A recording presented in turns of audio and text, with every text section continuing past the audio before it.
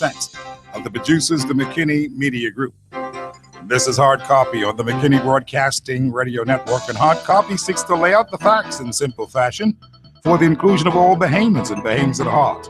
The focus every day to move forthright in our manner to build a progressive and developing country.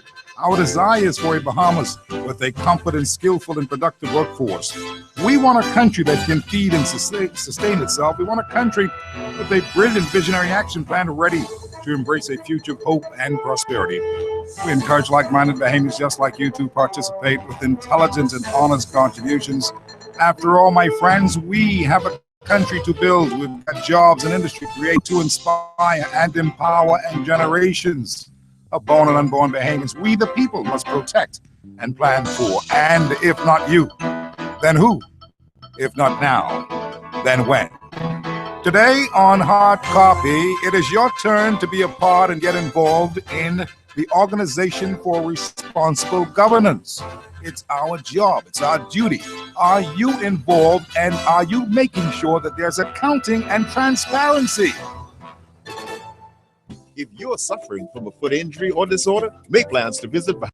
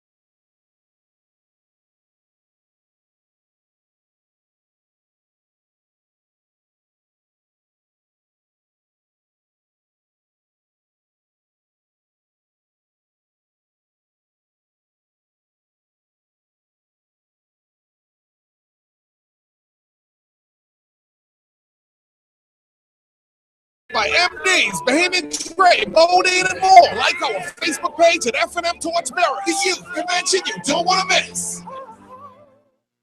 Steve McKinney, a show off the chin. I feel Mr. McKinney is excellent. He's professional in his field, and he takes care of all issues. I listen to Hard Copy. I like to hear various viewpoints, and it helps. Hard Copy is my show. Steve McKinney is my man.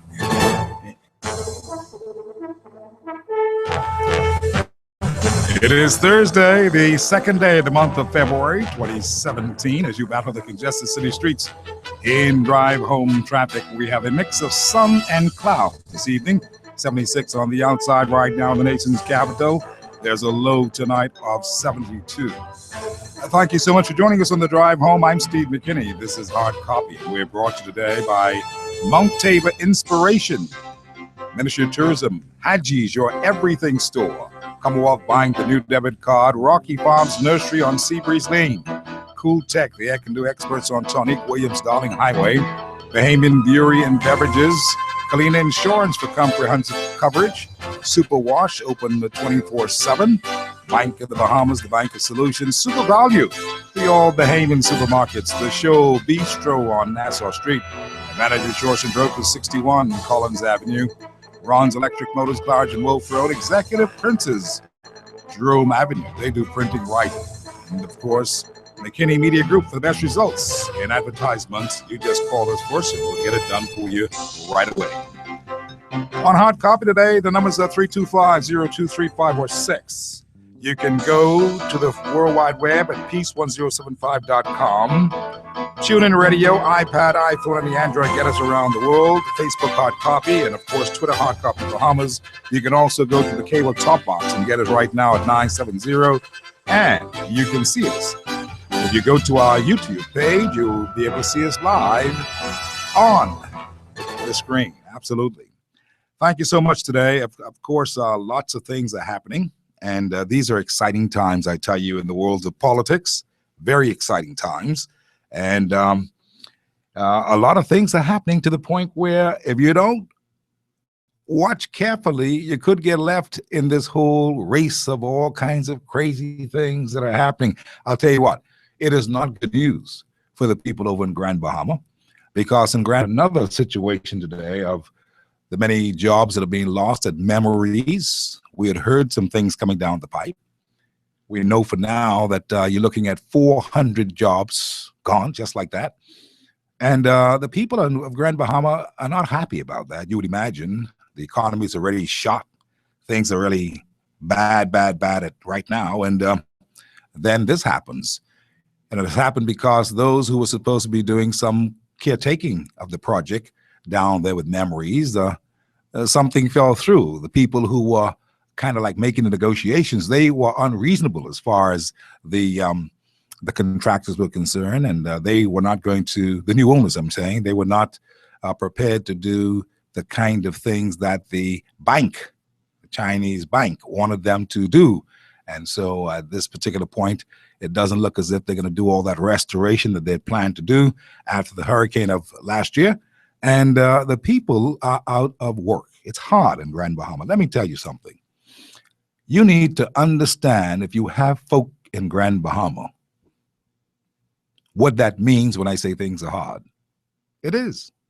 But no one is talking about that in any big way. The minister of Grand Bahama, who happens to be Mr. Darville, he's been saying all kinds of wonderful things.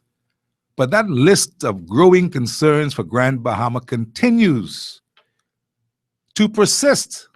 That Grand Bahama is out of the picture and out in the cold. Never mind the wonderful, beautiful convention that was just held the other day. It doesn't look as if that's going to prosper Grand Bahama in any real way unless the government of the Bahamas can do some hard talking and some hard negotiations to bring investment and some activity on that island of Grand Bahama. And so yesterday I had a call from down on Grand Bahama, and today I'm sure that you would perhaps want to call me, toll-free number 325-0252 or 3, because we want to hear what you're saying, and we want to bring some kind of relief, if we can, in our own humble way, by amplifying what it is that the problems are down in Grand Bahama, so that you can get some attention to it. All this political talk from these fellas who just talking and not getting anything done, it's not going to cut it. And so the people of Grand Bahama are going to have to speak up for themselves and speak truth to power, so that some things can happen for those folks in the second city. And all of us got good family down in Grand Bahama, and we care about what is happening down there. We care about that economy. And certainly some people in that economy, it's choking that economy because of all the, Port Authority, this, the port development, that. all of these people from the chamber who, in fact, are having to look at who they pay these licenses to and all of these license fees that have to be paid. So many things are shut down in that place. So the International Bazaar used to be kind of ghost town thing. Things are really rough down in Grand Bahama. And that's why I put it to the forefront today, so that you can put it in your figuring, so that we can be focused on that and also speak to that particular issue. Things are also not pretty in Cat Island. They got troubles down there as well. And most of those family islands. And the people are going to have to speak truth to power so that their voices can be heard. You know, here in Nassau, where we sit around, a lot of us forget that Cat Island exists, Exuma exists, you know, Bradden exists, Abaco and all those places. We forget that. Maguana. Oh, Maguana. Oh, Maguana. I just wish that they would include you. All of these places exist. Inagua, Acklands and Crooked Island. Yeah. The people on Crooked Island have still calling me, and in Maguana, about them not getting anything, no contingency, not for this last hurricane or the one before. And Lord knows they can use it. I just trying to figure out, how can we be so irresponsible and not cognizant of what's going on in the family islands with our people? And this is an election season. You would think that, boy, they're all about doing things and making sure. But nobody is talking about the poor folks of the island. So that memories thing is a situation that, you know, has to have some serious consideration to it. Sunwing pulling out after failing to reach a deal with the owners of the actual facility. And that's because they didn't get the backing to the monies to do some things. And so our people gonna have to say, well, goodbye, see you later. While all that's happening, the Prime Minister is saying that he's gonna basically get moving with the VAT report, because he knows, Christie knows, that it was a terrible, messy situation that his Minister of State put him and the government in when he simply failed to bring sense to the nonsense concerning the value-added tax. He knows that. And so now he wants to come around, and I don't blame him. He should. He must. It's the responsible thing to do, to come and say to the nation, listen, this is the truth, the whole truth, and nothing but the truth. There is no such thing, as they've been trying to propagandize out there, that you cannot give an account, a forensic accounting for how monies have been spent out of the consolidated fund, because that's where they say they put the VAT money. If they put in the consolidated fund, they don't let no one tell you that they can't account for it, and they are accountants, and they have to know where every check went. Come now. This nonsense that Alcides came back to the House of Assembly with yesterday, talking about maybe, you know, because of how it's all in the consolidated fund, there's no specific way that you can really determine certain things in spending. Now, please. You see, when you start talking crazy stuff, you're opening yourself up for a lot of ridicule. And it is no wonder that the Bahamian public are all over him. And everywhere you turn, you will see they on top of Alcides' case. And rightly so. Why? Because, as I said from the initial premise, the beginning, the minute he said it, I was on the case. And I said to him, not to him, to the color commentator who sat beside me, Kalish Rowe. This was covering the PLP convention. I said, this guy's got to be talking nonsense. No minister of state responsible for finance can go and say in such an irresponsible manner that that's what happened to the money and not give any specifics, no details, no anything. I said, man, he can't get away with that.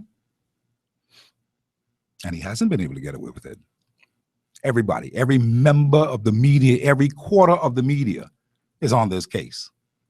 And so the Prime Minister say, okay, I agree. Prime Minister says that he's going to ensure that there will be a report Now, we know that we've been promised all kind of reports. Let's don't get into that. Let's just hope that the man is saying what he means to say, that we're going to get a report that will give us a clear understanding as to what they did in fact spend. And some of the things that Alcides told us about, these things were allocated before, not within any value-added tax money, but was allocated, was done through loans, monies that we would have borrowed. That $236 billion of the defense force that he talked about, that's where the VAT money gone. Please, hold on now, don't forget. This was debated in the House, and we knew that we were borrowing some money to make that happen. At least that's what they told us. So you can't be counting certain things that they had tried to itemize at the convention. But look, I forgave Michael Alcides for the big error. I think he got carried away pretending to be the great politician that he isn't. And he wanted to be likable, I suppose. He was playing for the crowd. And, hey, sometimes the crowd is so cheering on and cheering on that you may get carried away and fool yourself and believe that, hey, they're with you. And you say all kind of loose things. But now the prime minister said that he will have a report. The Ministry of Finance will, that there's something for us to sink our teeth in. And I leave it there for the time because we're watching for that. We have to. It's a matter of having accountability. But while that's going on, something else is quite interesting here. And that is that Mr. Ingram, who I will talk about in the second hour today, Mr. Ingram is on a course of doing something and nobody can really figure it out. First, he looked as if he was supporting Christie. But really, he was trying to tell the FNM, get it together or you can get messed up. And then get it together. They further imploded. Loretta gone that way, Minutes gone that way. And then Ingram say, okay, he stayed back. Now he is surfaced again, and people are wondering, what is this all about? What is Ingram really up to? I personally believe that Ingram is up to good. I believe that he's up to good. I believe that he sees a vacuum where there's an emptiness happening within the Free National Movement, just as I have been telling you every day. And Ingram sees a chance and an opportunity for him to help, to be a statesman, not to try to come back. I don't think so. Ingram sees an opportunity for him to present himself as a statesman and try to take a leadership role as a statesman of, scholarship to do it, friends. This is how we should do it, my brothers and sisters. That's what I think he's trying to do. I think I know him a little bit. I think that's what he's trying to do. But he is now being misunderstood in some quarters. And guess who misunderstands him? His best friend, Christie. Christie is misunderstanding him. Christie has already gone on the defense, Watch Christie. He's already. I will deal with Ingram. I will look at that and I will have a response to Ingram. I am talking about this. I am talking about that. Says Christie, and I see he was on the front page of both newspapers. This is what Christie says. He says I'm going to deal with that in short order, as if Ingram is not supposed to be on the front page of any newspapers, when he in fact is appealing for people to get out there and register. Because he knows what it means. He says, look, if you guys don't get it going, this PLP will win by a minority. And all Ingram was doing is confirming what I told you a long time, that Christie was waiting on a particular number, and I told you from it was 44%, Christie was happy. Do you remember me telling you that? Weeks ago. Ingram knows what he's saying. Now, Christie's come back and said, well, elections are not going to happen anytime in the near future. He said that yesterday, in the House of Assembly last evening. A lot of people missed that. He was talking about the Bank of the Bahamas fiasco and how he was going to bring a report soon on this group. You remember, what's the name of the group again that did the Bank of the Bahamas? What was it called? I forgot the name of it. Not Restore. It'll come to me. But the point is, Christie was talking about that when he made that flippant comment that elections won't happen not now in the near future. Not right now, is what he was saying. And so it gives people an understanding that that there may be an election, but it ain't immediate. And of course, we know why. They need more time to do all kinds of things that they've not done. But Ingham was simply saying, look, guys, you got to go and try to get these people registered. That's one. He was saying in particular to the Free National Movement, you know, you all have to get together, you know. That's what he was saying to them. You've got to go and rally all these different factions, you know. That's what he was saying to them. All of Loretta Butler them and all these and what's his name? Montague, MP, Richard Lightburn. He says, you are going to have to come together and form a strong group so that you could at least be able to sit down with the DNA. I was thinking he was going to say a small group so that you all could go and take the PFP on. But apparently he's going to need all of the factions, including the DNA. That slipped away from them when he was in charge of the group, of the F. And he's saying, if you don't pull it together, you can kiss this one goodbye. Mwah! That's how it looks. And so that's the challenge. But I believe that Mr. Ingham is being misunderstood by not only Christie, who seems to be a little bit defensive about it, but also by some people in the F&M who does not quite understand why Ingham is doing what he's doing to bring it together, because he knows he is the one, the great conciliator. He knows if he don't try to mesh it and bring it together, all the different fractions, only he can do that. That's just the way it is. They've been in a standoff with those who are the white Bahamian men in the party and menacing those in the party. And there's a problem with the money flowing to bring and merge and close that gap. All of those things are going to cause trouble for the Free National Movement prior to the elections if they don't get it together. So we're going to ask a question or two today, and those things will be something that we'll do in the second hour. Then you get a chance to talk and debate that, and we see how it goes. But these are interesting times, very interesting times. Christie work to do. They got to try to please these people with all these things that they didn't fulfill, mortgage relief, land reform, all kinds of stuff. They generation property they didn't even get due to, so that people can go to the banks and, get a loan, all that stuff that they promised. Nothing happened. Now they've got to deal with the fact that they got to give account on all of these things, including them Junkanoo carnivals and all the, how did they go and do these things? Where did the money come from? Where did the money go? And people are saying, follow the money. That's Christie's job. Christie's job. He is the substantive of finance.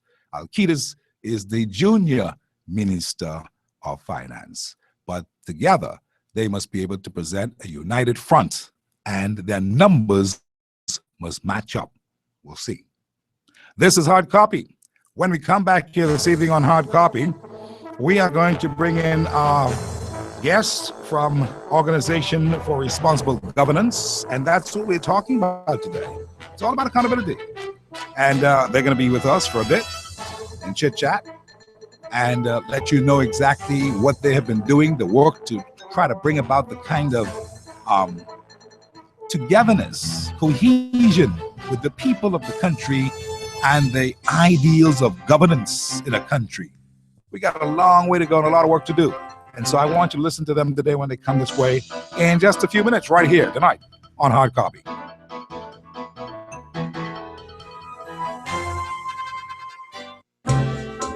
What are your travel plans this summer? The Ministry of Tourism invites you to visit one of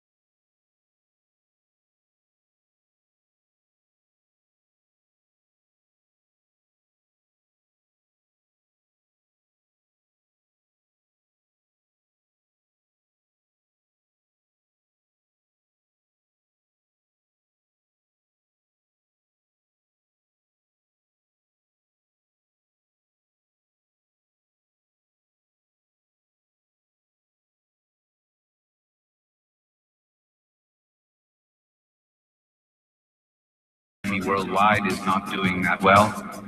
But we also have a hopeful people who are looking with great expectation for many things to happen in this country for them. The government is fully aware of the problem. We have a mandate from our Prime Minister to do as best we can for and on behalf of the Bahamian people, and every minister is going to do that now. The Big Show.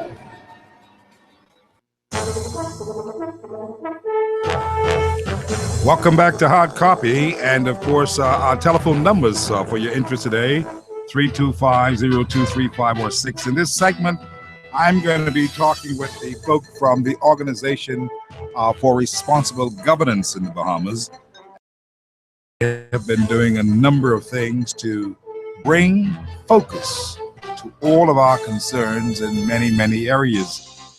And today, joining me on the show,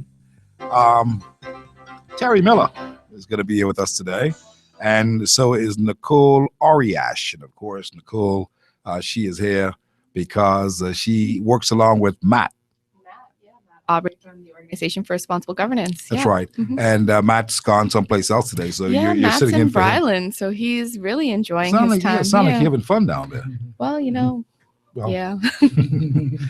What's happening? I know that the last time I spoke with Matt, Aubrey and the rest of the team, they were telling me along working papers and all that kind of stuff to make sure that everyone understood. They were trying to get together a number of other non-governmental organizations and civil society groups and all that to put things together. Where are we on this? Because you see a lot of people still believe that, oh, that's them people over there. They say they hear Organization for Responsible Governance. They figure, well, that's some other people. That don't involve me. We're not involved in that. I wonder if that's us, that kind of thing. And so you've not been able, or I'm asking you, have you been able to just penetrate the entire environment of the Bahamas for people who want to actively participate and get things done, the governance of their own country? Well, you know, it's been an exciting 6 months that I have been with the organization. We've actually partnered with Civil Society Bahamas, where Terry's representing from today, and 20 other civil society groups representing over 100,000 Bahamians. So if you're sitting there and you're thinking, is that me? Do I fall into that 100,000? Yeah. Well, we have environmental groups that are involved, Reef, Re-Earth, the Water Keepers, Young Marine Explorers. We also have other governments, focus groups like Civil Society Bahamas, We the People, Citizens for a Better Bahamas. We have partnered with youth groups as well. So groups like Our Carmichael, groups like It's Our, reached out to find a really wide base of Bahamians representing the young, the middle, the old, people who have never worked in this space before, people who have lots of experience working in this space.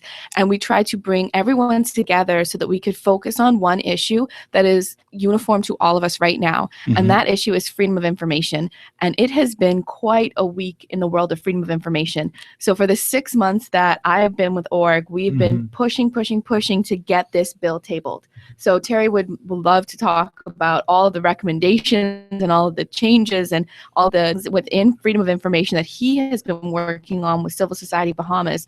But all of us together, these 21 groups, put together 31 recommendations to improve the bill. We said in April of this year, and by the time the bill was tabled in December, we saw that only 7 of those 31 recommendations were taken. 7. And these were solid 31 recommendations from a group of 21. Representing 100,000. Representing 100,000. Yes.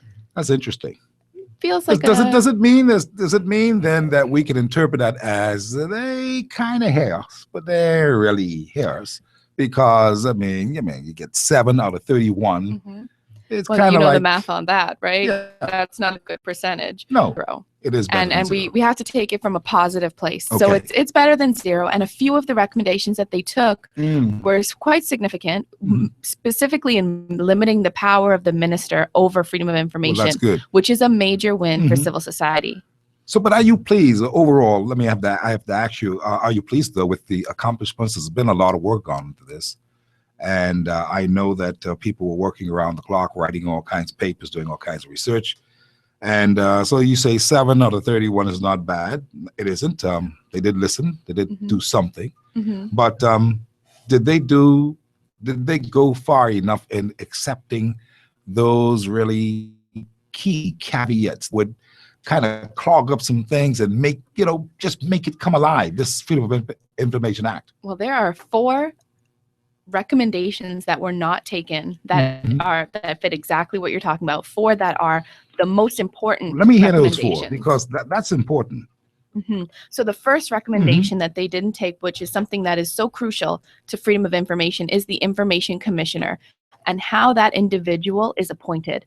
In the bill as it currently stands, it is it is an appointee who is determined by the Prime Minister, in consultation with the Leader of the Opposition, and then they submit that person for the Governor General, and they're appointed for a 5-year term. Okay. And that gives the appearance of independence, but in reality, it's going to be a political appointee. Because that will be somebody appointed who somebody is interested in making sure that it goes in the way that this is how it's supposed to be. Exactly. So you're right about that. So civil society has asked that instead of having that appointment be the process, in other territories within the region and the world that also follow a Westminster system, just like the Bahamas, they have a nomination process where they have a select committee, so an adjunct committee made up of civil society, made up of ministers of parliament, members of the opposition, and the media that come together to say these 5 people are the people who would best fit this position.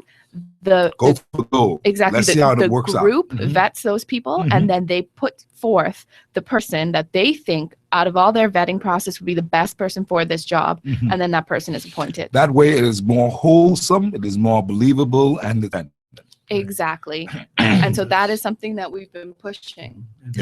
Independence is key. Because okay, that's fine. We're gonna get to you in just a second. I want to get these 4 points because this makes it the gist of why it is important to see what the 7 things that were taken.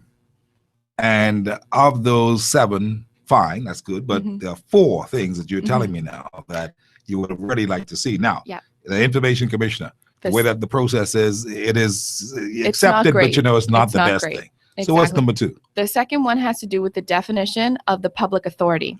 So a public authority in the current bill is anything that is wholly funded by the government, which makes absolute sense. We would like that definition to be expanded to anything that receives substantial or partial funding from the government. Of course. Because that's still our money. And we would still like to know how our money is being spent. And the money thing is the real issue on all these things. The of money everything. tree. You got to follow the money. Absolutely. And we want total accountability We want to know. on these kinds of things. So your thing is that this definition of public authority. Too small. Too small. Too narrow. We want it to be expanded so that we can see where money is being spent from our government on services that are providing public services to citizens in the Bahamas. So, for example, something like a BPL, which receives a lot of support from the government. Yes. Right now, that would not be covered under a public authority definition because it doesn't receive whole funding from the government. Right. And, I would like to know why my power is constantly off. I'd like to know how they're spending the money. I would like to see the BPL business plan that we paid $1 million for. And we're never going to get that plan because it doesn't exist. Well, I won't say that. I'll let you see that. But, so these are the things, right? If you expand the definition of a public authority, you would have access to know how our schools are doing, how much money is being spent in which ways. And then if it's being spent in a way that is not yielding positive results, we can hold these people accountable and say you need to use the money differently. Absolutely. Or we can just decide that they're not some people that we won't be doing business with and have to just take them out altogether. Exactly. So that's a good one. So the third one is what?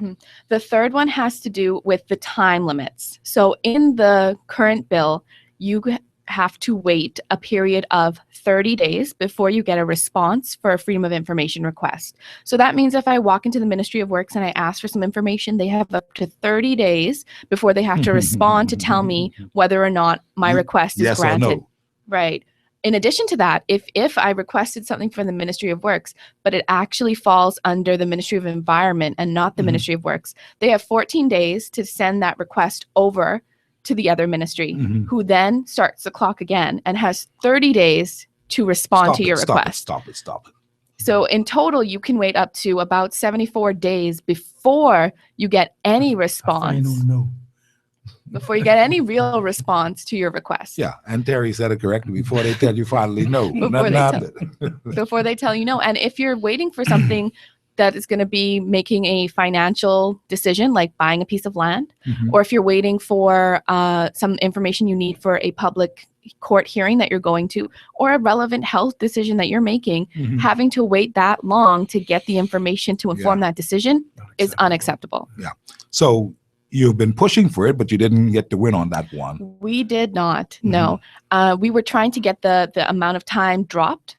14 days, which is to 7 days rather, which is an international best practice. Yeah, and then 14 days by extension, that'll be a different. Exactly. But 30 days. 30 days. And that's 30 days after something has gone to the wrong ministry, if you will.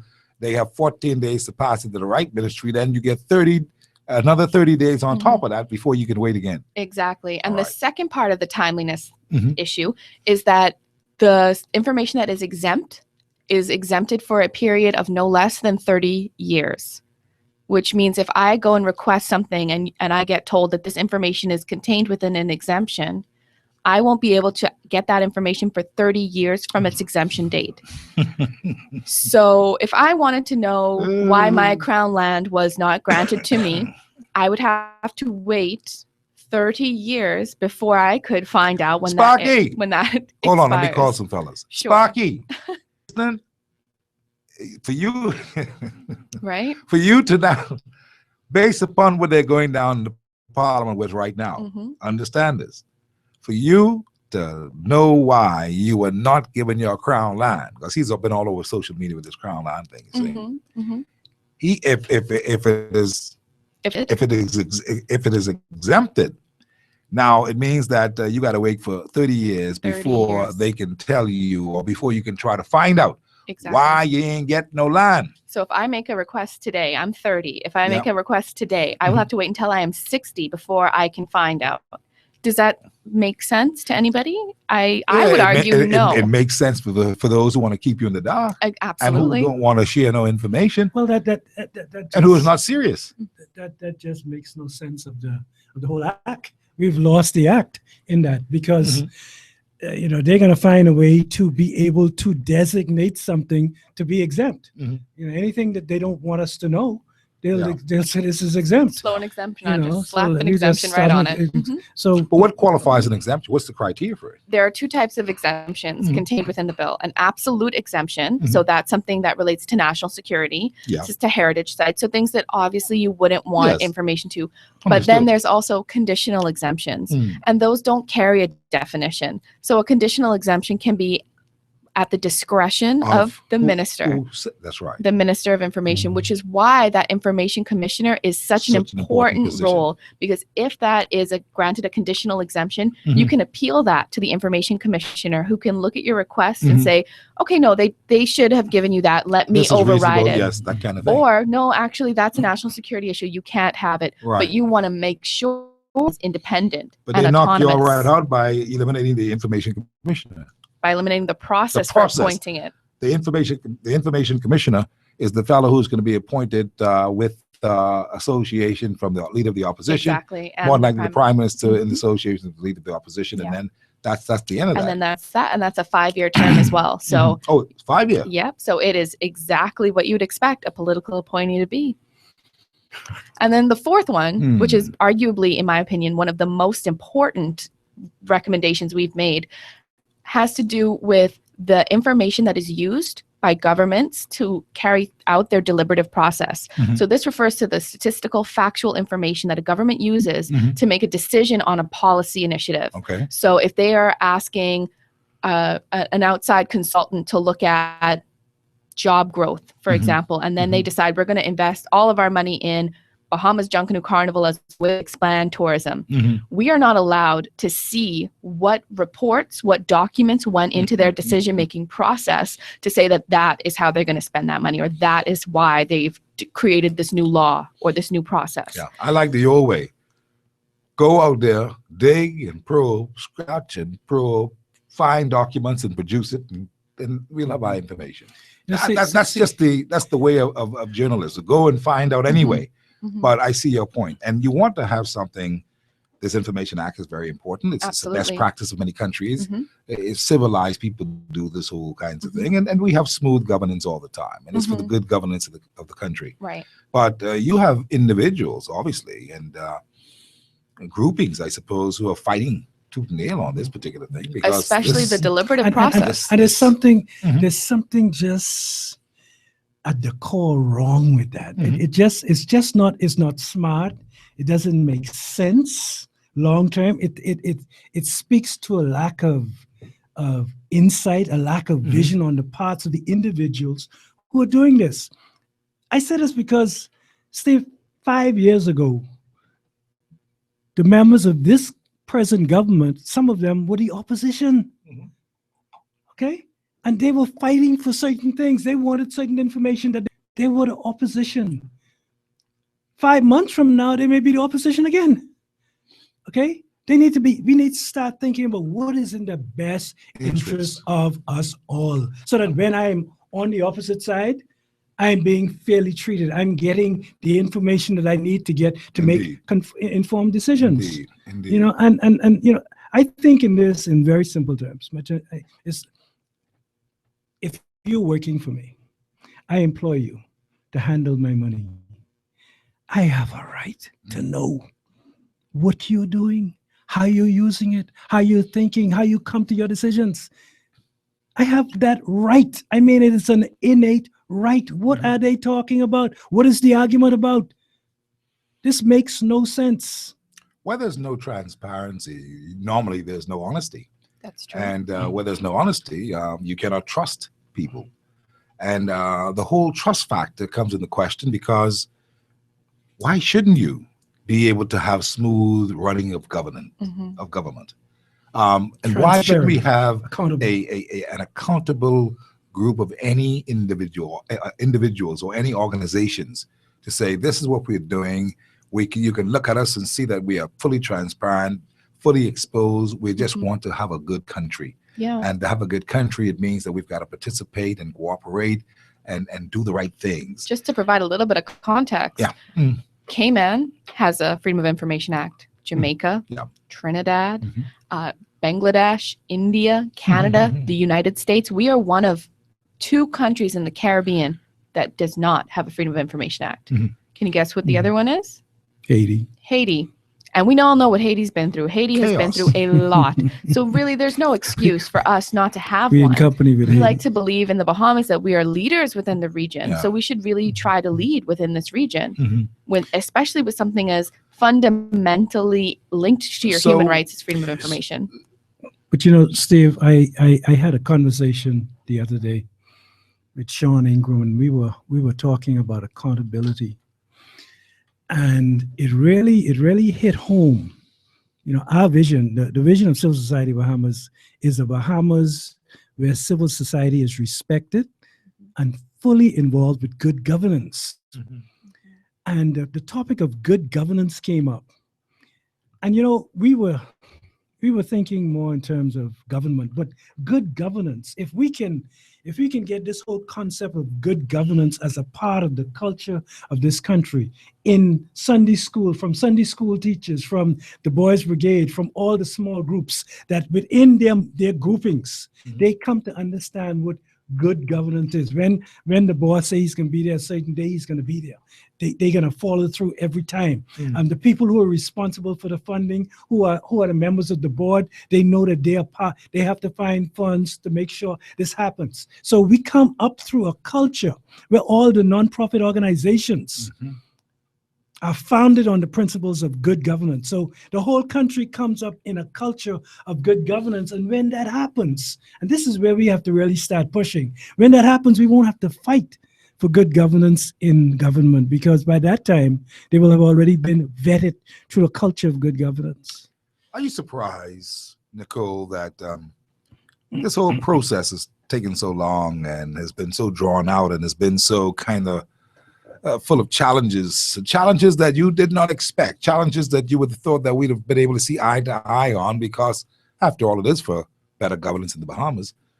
Are you at all surprised? And if you had something to do all over again in facilitating such a process, what would be those things, considering that we go to Parliament, we're about to pass this thing, but it isn't really what we want. And it may take another 5 years for you to go back to the table and look at it again. Well, you know what? We let's go back to 2012, if you will. Let's hop back in time. The bill that was passed in 2012 was nowhere near where it needed to be, but it was passed, right? When the new administration came in, they looked at it and they said, well, this is not good. We need to start again. And the progress that they made from 2012 to 2016 when they tabled this new bill, amazing. It has come leaps and bounds more toward what we need it to be. But there's always room for improvement. There's always room for you to make something better. And we have to give kudos to the committee who drafted this bill, because they did try. They did work really hard. And the fact that 7 of our recommendations made it in at all speaks to the fact that they are willing to come to the table with us. Good.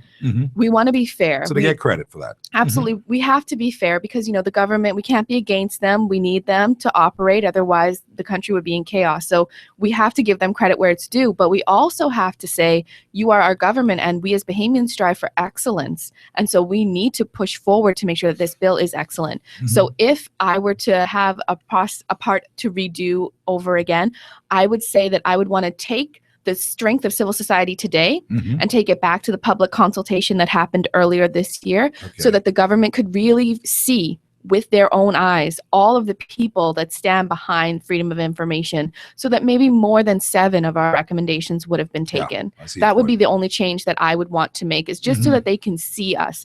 Because when they had their public consultations, the leaders of these groups came out, and there were about 15 people that came.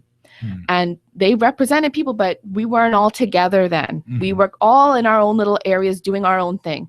But now we're together. Now we've galvanized behind freedom of information, and we're saying this is what we all want. 100,000 voting Bahamians want this. So we need to figure out a way for the government to hear us now.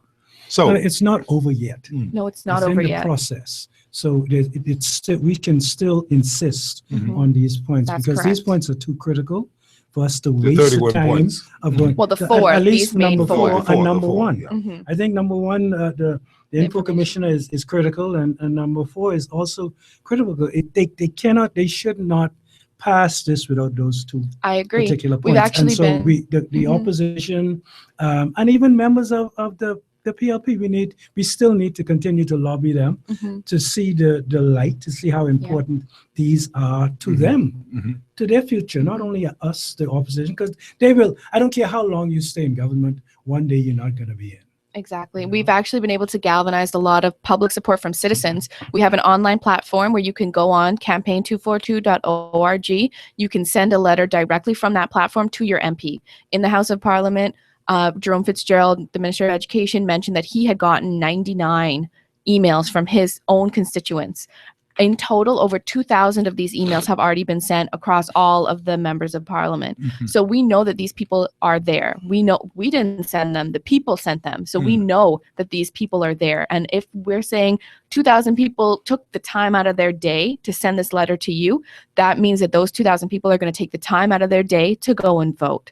So you need to recognize that those are 2,000 people that you can't afford to lose, especially with so much happening in our political field right now. You need to pay attention to this. And right now we have done all that we can do as we're waiting to see what happens with the debate. But if these suggestions don't get added in this debate, we will then start lobbying the senators, because they're the next level. We're engaging people in the political process, some for the first time in their lives. They didn't know that you can lobby in a government in any way, and now they are. And so we're awakening a voice that now people know that they can use, and we're hoping that they use it with us. Absolutely. Well, that's a good job. I think that the movers and shakers of ORG, excuse me, and Civil Society Bahamas. And Civil Society Bahamas and all the other groups that have come together to make their voices heard. I think that's a good thing. And it's a good new way of a national lobby. That's an organized structure that can really go in and say, look, this is what we're looking at as the people of this country. And it represents all different spheres of our country. And I think that's the most important thing. Steve, just day before yesterday, we had a press conference on electoral reform, Civil Society Bahamas, and ORG was well represented there. And I believe that these two pieces of legislation, electoral reform and freedom of information, will make the difference going forward in transparency and accountability in our government. I sure hope so. You know, there's always hope. There's always hope. And as long as we have people like Terry and like myself and like all the other organizations working, I feel confident that we'll be able to achieve some real positive change. The thing is, what I see happening now, I don't want politicians to think that the movements that they're seeing of people now is just about because of this time. After this election, whoever is elected, they're going to see a lot of people because people have their making voice marches and speaking out on issues. Because this is our country, and we have the best interests of our country, and we want them to have the best interest. It's too often people do not feel like their leaders are patriots. Yeah. We don't get the feeling that these are patriotic people who are, every time they make a decision, they're thinking of the end result. How is this going to affect my people? Yeah, a lot of things to think about. I was just thinking as you were talking about all of this stuff that we saw happen in recent times with the political speeches at the conventions and the political messages in the newspapers about what's going to happen here with all this focus on value-added tax and all that. I know ORG was looking at a lot of things to try to bring some kind of focus and clarity and understanding on the value-added tax episode. And here we are now.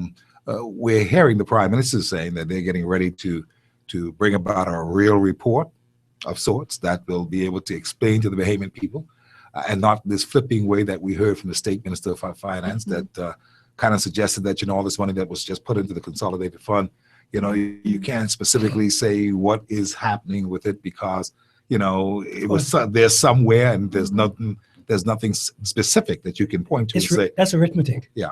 Addition and subtraction.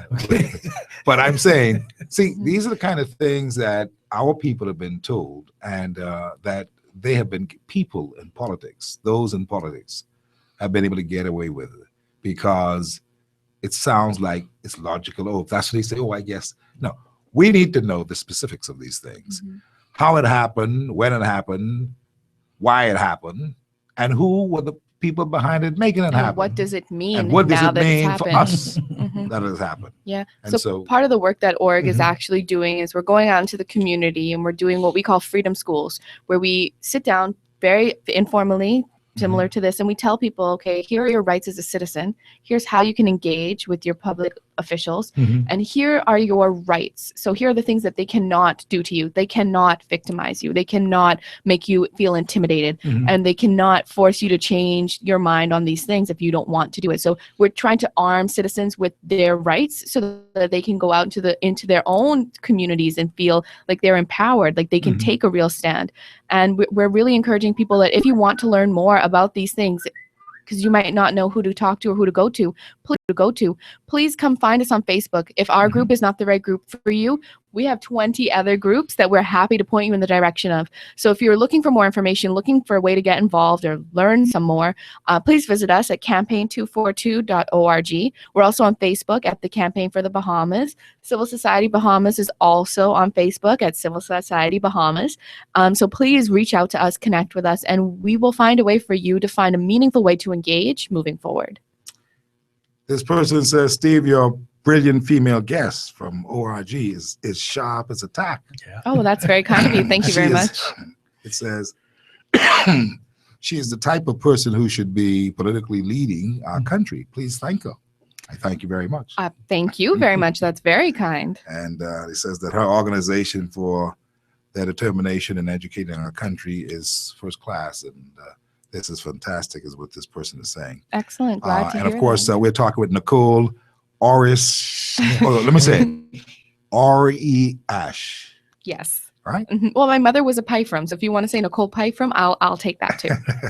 Nicole R.E. Ash. Yes. And she's here today with Terry Miller. And Terry Miller, you know, from BASH, but he's involved in all kinds of things. And he's a part of the civil society. He's been for many, many years. And one of those movers and shakers, a quiet storm, not so much like his bigger brother, the pot cake. The pot cake is his brother, Leslie. But this one here is the kind of quiet one. And it's just interesting that he's been here fighting quietly all along. And I'm sure that a lot of people understand you and agree with what you're saying and agree with the whole 9 yards that you have been able to do with this work. And we're hoping that as this bit of legislation is presented and perhaps carried into Parliament, that it is not over, even though it's only 7 things that came out of the 31 recommendations at this particular time, despite it being done by more than 100,000 people strong. There are 4 things that you have some difficulty with. You got to continue working on that. The main thing, though, is that information commissioner. Yes. And we got to find a way to see if that can still be salvaged. We're working on it. We're working on it. Has to be independent. Yeah, because you don't want to have the prime minister in consultation with the opposition appoint Steve McKinney, and then they say, well, okay. So Steve, what you gonna do? And I kind of like beholden to the chief, man. Exactly, the person who appointed you. Yeah, but me here, so I gotta let me talk to the chief. Exactly. But if the people appointed then you'll always be. I say looking now out the for chief. people. Now you gotta hurry, make sure if the people appoint. Say now look here, chief, you got to do this right. Do it today, do it tomorrow, because you got to do it right. It's similar to our concept in electoral reform, where you're saying that instead of consuls appointing candidates, they should have primaries. Yeah. So now the candidate is no longer responsible to the consul, but to the people who elected them in the primaries. Do you feel like a way about how this is happening right now with all this political confusion going on? I mean, all the this and that and all kinds of, it's a lot of distractions happening now with the importance of this particular bill that people may want to really zero in and pay attention to it. Well, there's never the ideal time to do anything, right? So you always have to combat with other things that are happening. During the first public consultation, and I might add the only public consultation that was happening in Nassau, it was around the same time as the gender referendum. And so you saw a lot of people were distracted with the gender referendum and didn't participate as fully as they could have. So there's never a great time to do something, but that doesn't mean that you shouldn't do it. In fact, the week after their public consultation, civil society gathered together to host their own public consultation. And because it was a week later and civil society got together, we were able to bring out 150 people to that meeting. So it's not as though timing is a huge factor, but I think it's a great time to be in the Bahamas. It's a great time to be a Bahamian because we have such great communication capabilities now that you can send a message on WhatsApp. You can connect with people on Facebook. You can spread your message without actually having to necessarily be in one place at one time, and that's a beautiful thing. You can reach Bahamians that are abroad as well. The whole absolutely field. the whole Everything's sphere. changed. Absolutely. But it is a challenge for us. There's so many issues. When we sit down and we look at, there's scores of issues that we need to address. And the challenge is what's most important. I think this Freedom of Information Act is critically important. It is a good start, a good starting point. And once we get beyond this, we will deal with each issue as we're able to come. Well done. This person says, Mr. McKinney, a Freedom of Information Act is not made to protect the government. It is made so that the people are allowed the right access to information from the government. Did you really think that they would incorporate revisions to the act that would not benefit them? Jokes is what this person says. Well, that person has a very thorough understanding of freedom of information, and that is something that's excellent. I hope that they're sharing that with the people in their community as well. But you know what, just because it's the right thing to do doesn't mean that someone's going to do it, especially a government who has, been able to relax a little bit and not have to do the right thing all the time. But just because they're not doing it doesn't mean we won't push them to do it. Because again, Bahamians, we're here for excellence. And so we want to make sure that everything we do it the best that we can. And that means this freedom of information, we need to hold it to a higher account. And a part of our problem is just that. We have an attitude among us that we say, do you think they'll never do this? They will never do it. They will do it. If we make because them. They will have to do it. It's coming to a point where the people are going to say, this is what we want, and the government is going to do it. And we need more people to believe this. And when more people believe this, we're going to see the change that we are looking for. Yes, we're talking with Terry Miller today and Nicole Oriash.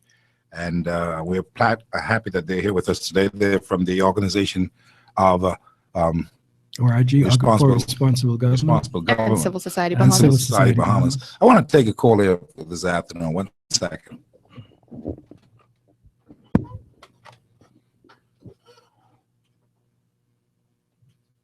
Hard copy, how can I help? Hey, Steve, how you doing, buddy? Very good, thanks. This is JT calling in. Yes, JT. Go ahead, please, JT. I signed that petition for the Freedom of Information Act during the first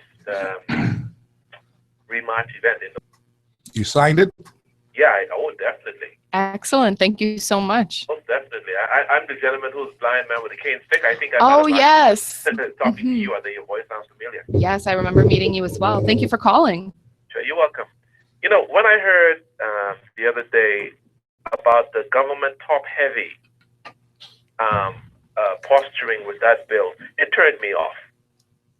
I am, honest to God, sick of the government.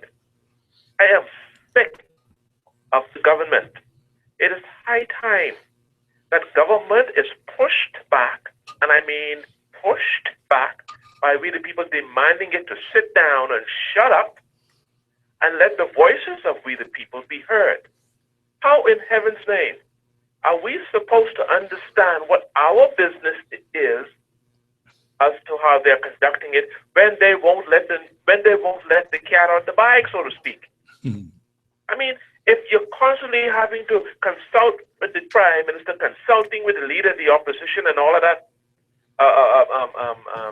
Westminster folderol, I mean, they may as well just tear that Freedom of Information Act up and throw it in the garbage.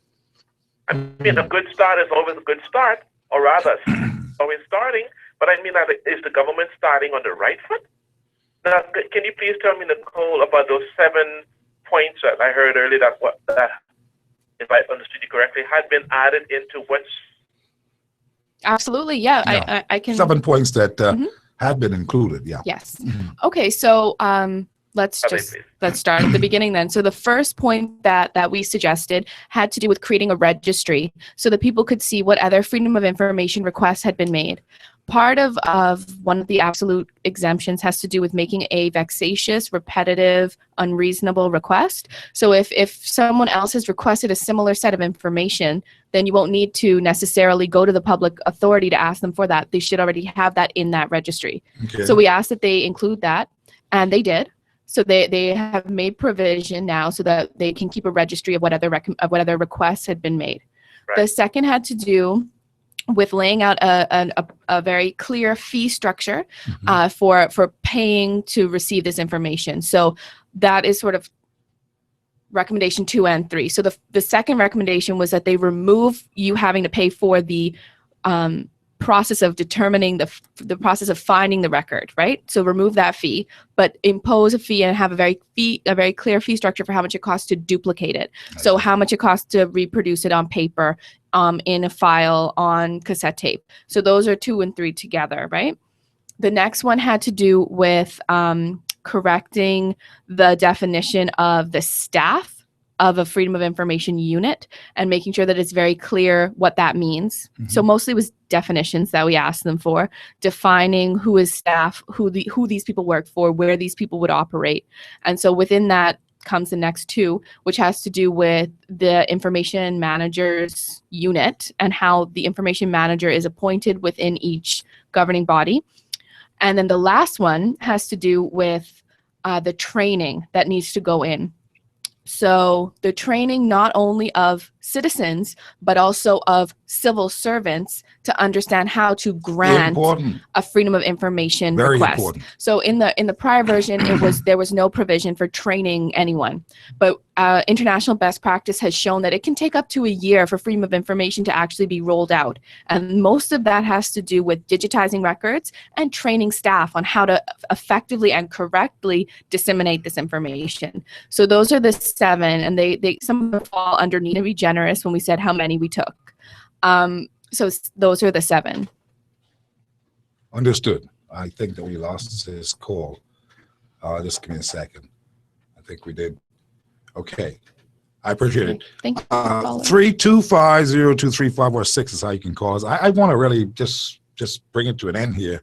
I know we just got started into the juicy part of this whole thing, but we've gotten to the gist of what this whole thing is about and the things that we wanted to get and didn't get.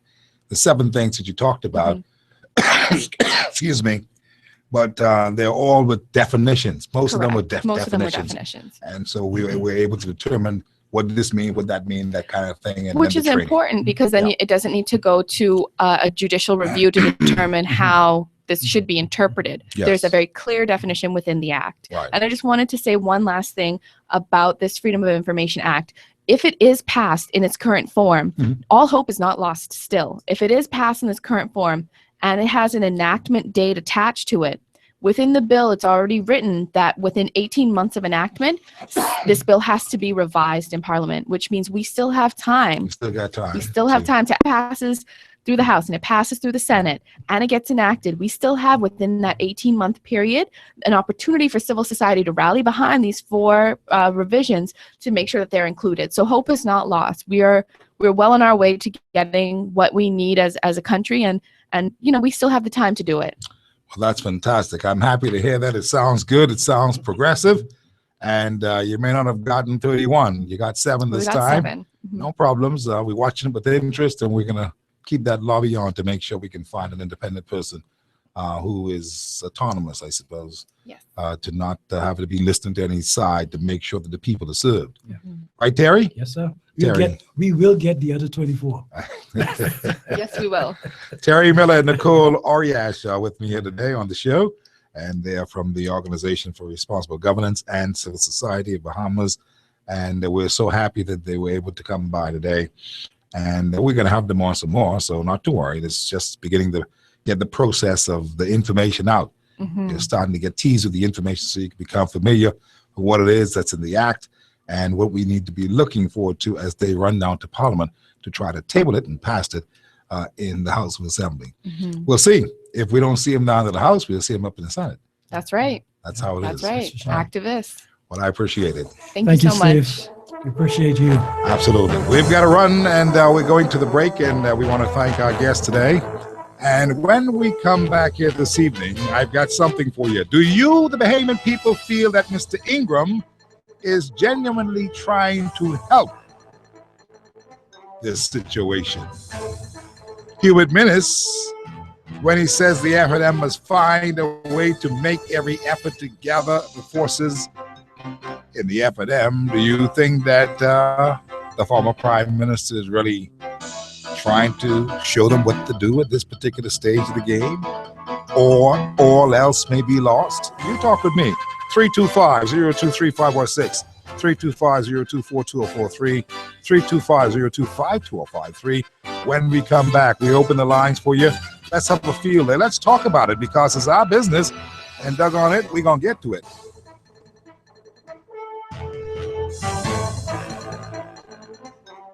Do you feel trapped and unable to move because of debt? Are you trying to meet your monthly obligations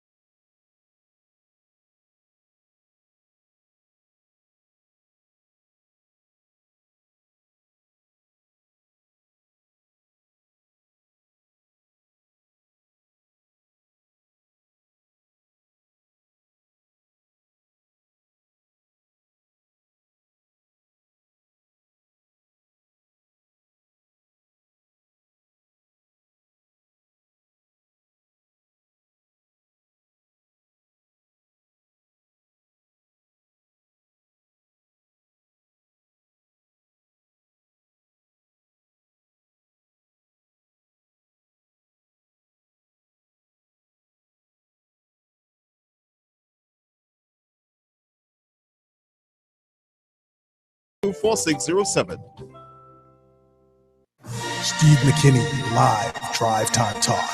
You got some explaining to do, Steve. Mr. Ambassador, don't preempt me on that. I will get to that specifically, but I'm talking generally about the relationship with the Bahamas and the United States.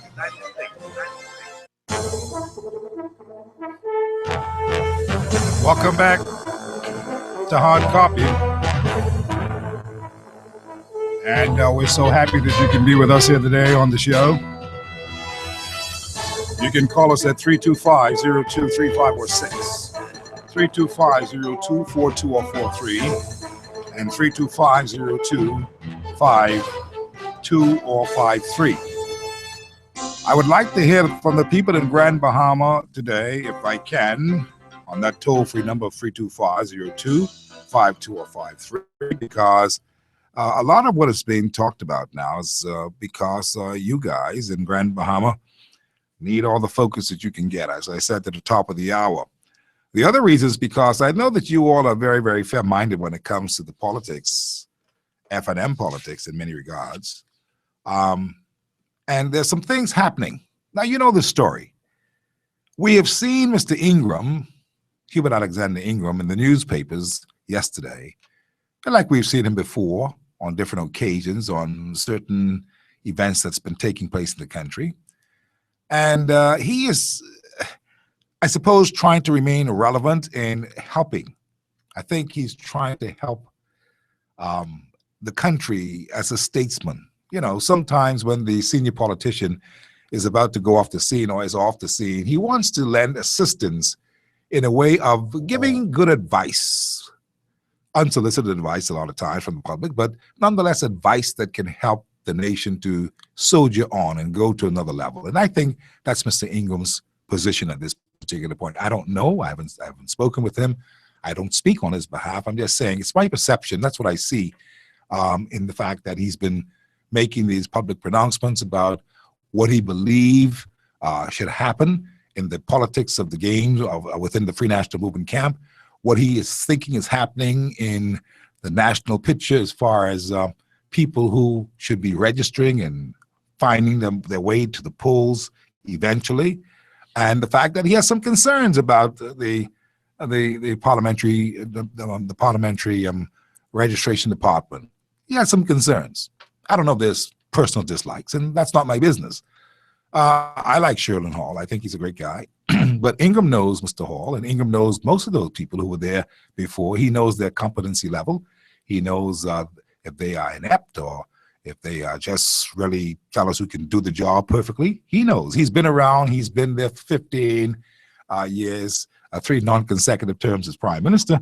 And he has his views about a lot of things. And you know Ingram, he's going to say how he feels. Christie says that he counters and kind of like want to give the subject person who was mentioned by Ingram as maybe you need to look at that and see if he can be strong enough to handle things going into this election. And Ingram based that upon the performance of the same gentleman, Mr. Hall, from the last election. The last election, not 2012, but this referendum, if you remember. That had some little funky stuff that happened. You remember how the end results came out with that? Eventually, after what time? The next day? 2 days later? That kind of stuff. So I can understand Mr. Ingram's apprehensions. But his whole involvement in politics these days has a ring of, we want to help the country. There are people who are telling me, no, Steve, Ingram is up to something. Because you know how people go. They think politics about everything. They say, no, Ingram is up to something. I want to ask you, the Bahamian public, this afternoon, do you believe he has something up his sleeve? Really? Do you believe that? Or do you believe that he is genuinely trying to assist these fellas who don't seem to know how to shoot themselves out of a wet paper bag? No names mentioned. I'm not calling any names. But you get the picture. Maybe Ingram is just trying to give this good advice. Maybe he isn't. What do you think, public? 325-023506. I want to hear you. What do you think? Because you've got to be concerned in a way that you see Ingram all of a sudden again here.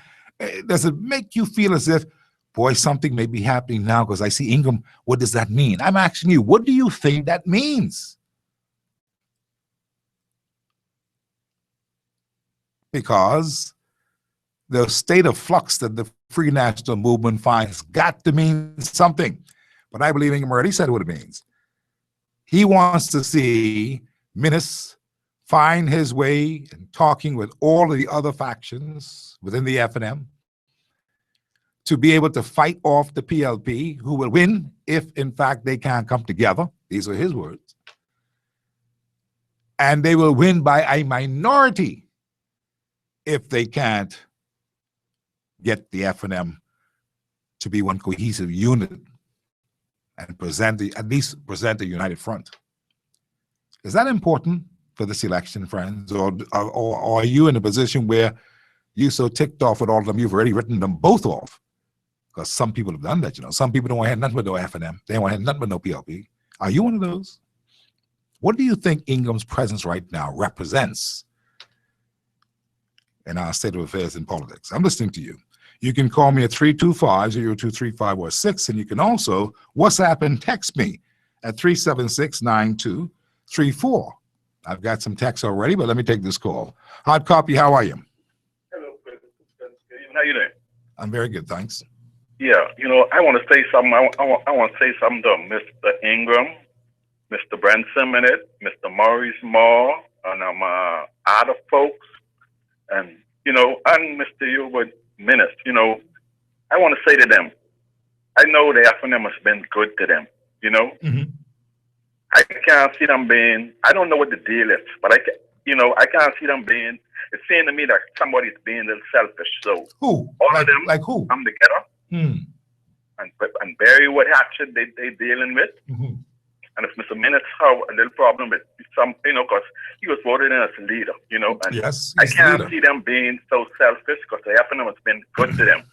So they really gotta do some coming together, you know. And that's the comment I wanted to make on that. But concerning, you know, the hurricane relief thing, you know, when these people collect this money for this hurricane relief and stuff, right? They need to really do some kind of accounting for these people to get some relief, you know? Yeah. Because I mean, it's sad the way how payments is be treated. All this money is be going around and people don't get no relief, you know? You're talking about any island in particular? Grandmama, Nassau, even from walking and all of them. Yeah. You're saying that there's been no accountability. People have not gotten served. They have not been able to benefit from these exigency plans and stuff like that Christie talked about. No, I don't see it. And you're really concerning the parliamentary secretary. That's, you know, even I don't think it was his job either to be talking, encouraging people to vote.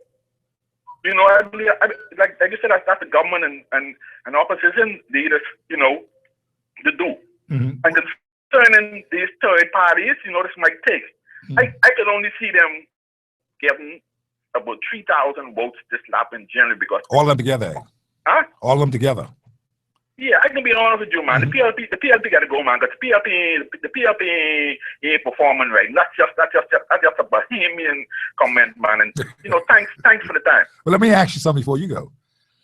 You there? Let me ask you something. Yeah. I was asking you, do you think that Mr. Ingram is genuinely participating this time around, Mr. Hubert Ingram, in asking those individuals to go and get registered to vote and for us to get our act together as a country?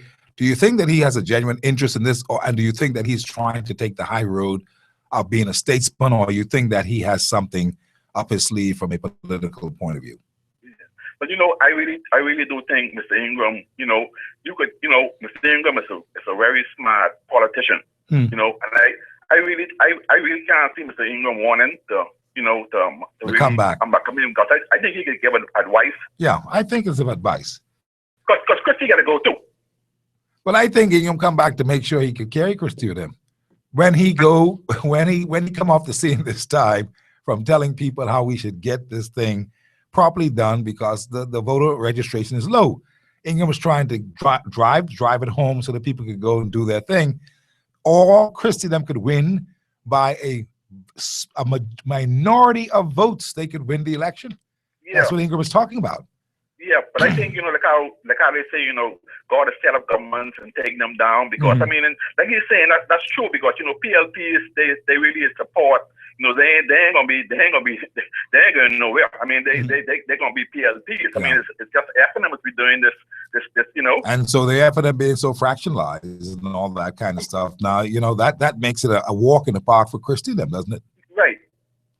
I mean, if Christie them was doing a good job, you could say, but I mean, the job what they've been doing, man, Christie them up to go, man. I hear you, brother. I appreciate your call.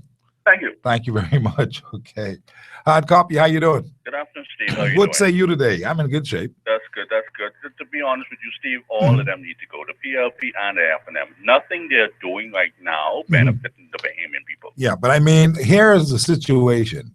The PLP may be able to stay right there and win with a small minority because the people haven't gone out to register, and the FNM has done nothing much to get them to go and register.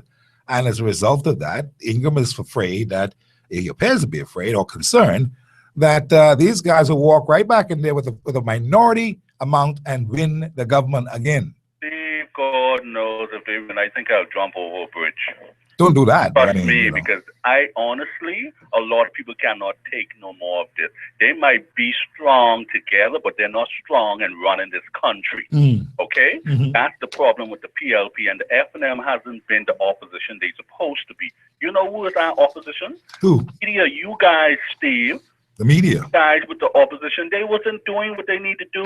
Okay? And right now, you have Freeport, you have people sleeping in old cars. Well, I know. Losing jobs. We have some more people lose their jobs again today in Freeport. Yes, 400 of them, they'll be out of a job. 400 people already lose. And then Bobby was come talking to that rally, talking about Freeport bombing. What bombing where? I have family lives over there. And it's like a ghost town in Freeport. So I don't know where these Bahamians don't wake up and see what's going on.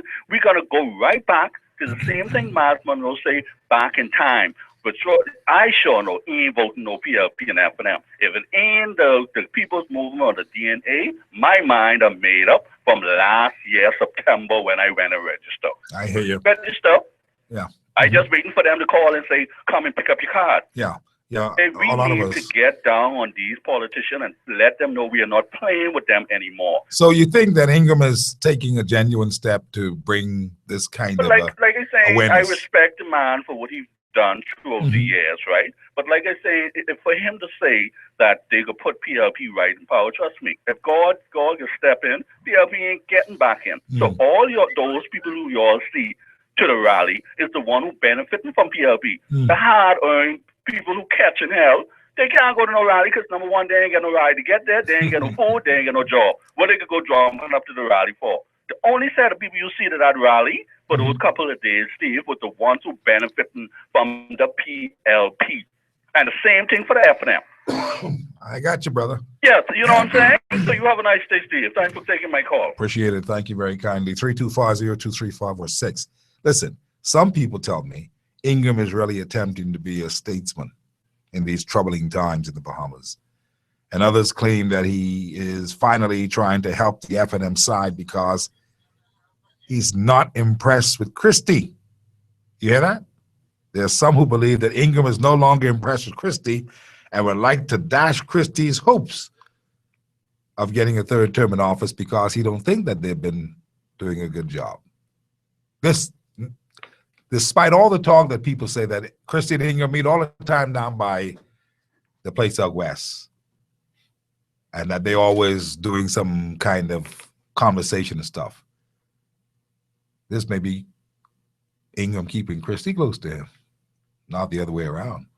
But when Christie got word that, Ingham is saying what he says that, he got to listen closely. He want to know what the former prime minister is doing, get into this thing about, this and that and the other thing. So maybe all things are not as kosher, or maybe that is just a show as well. Many people told me, say, this thing with Sayers and Christie was just a show. And I said, no, it couldn't be a show. I don't believe it was a show even to this day. But there are people who say, that was just a show, Steve. And They're just playing this game for the public.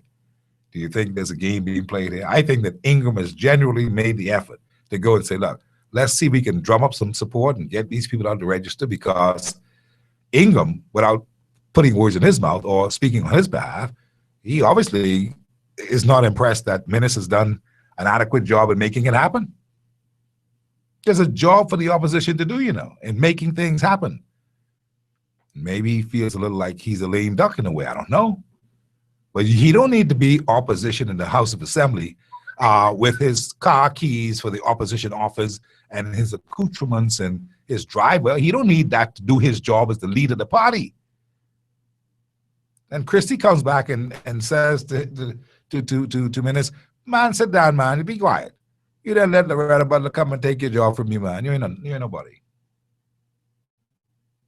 See, and so when I see all these things, I wonder, what's going on here now? What's going on here?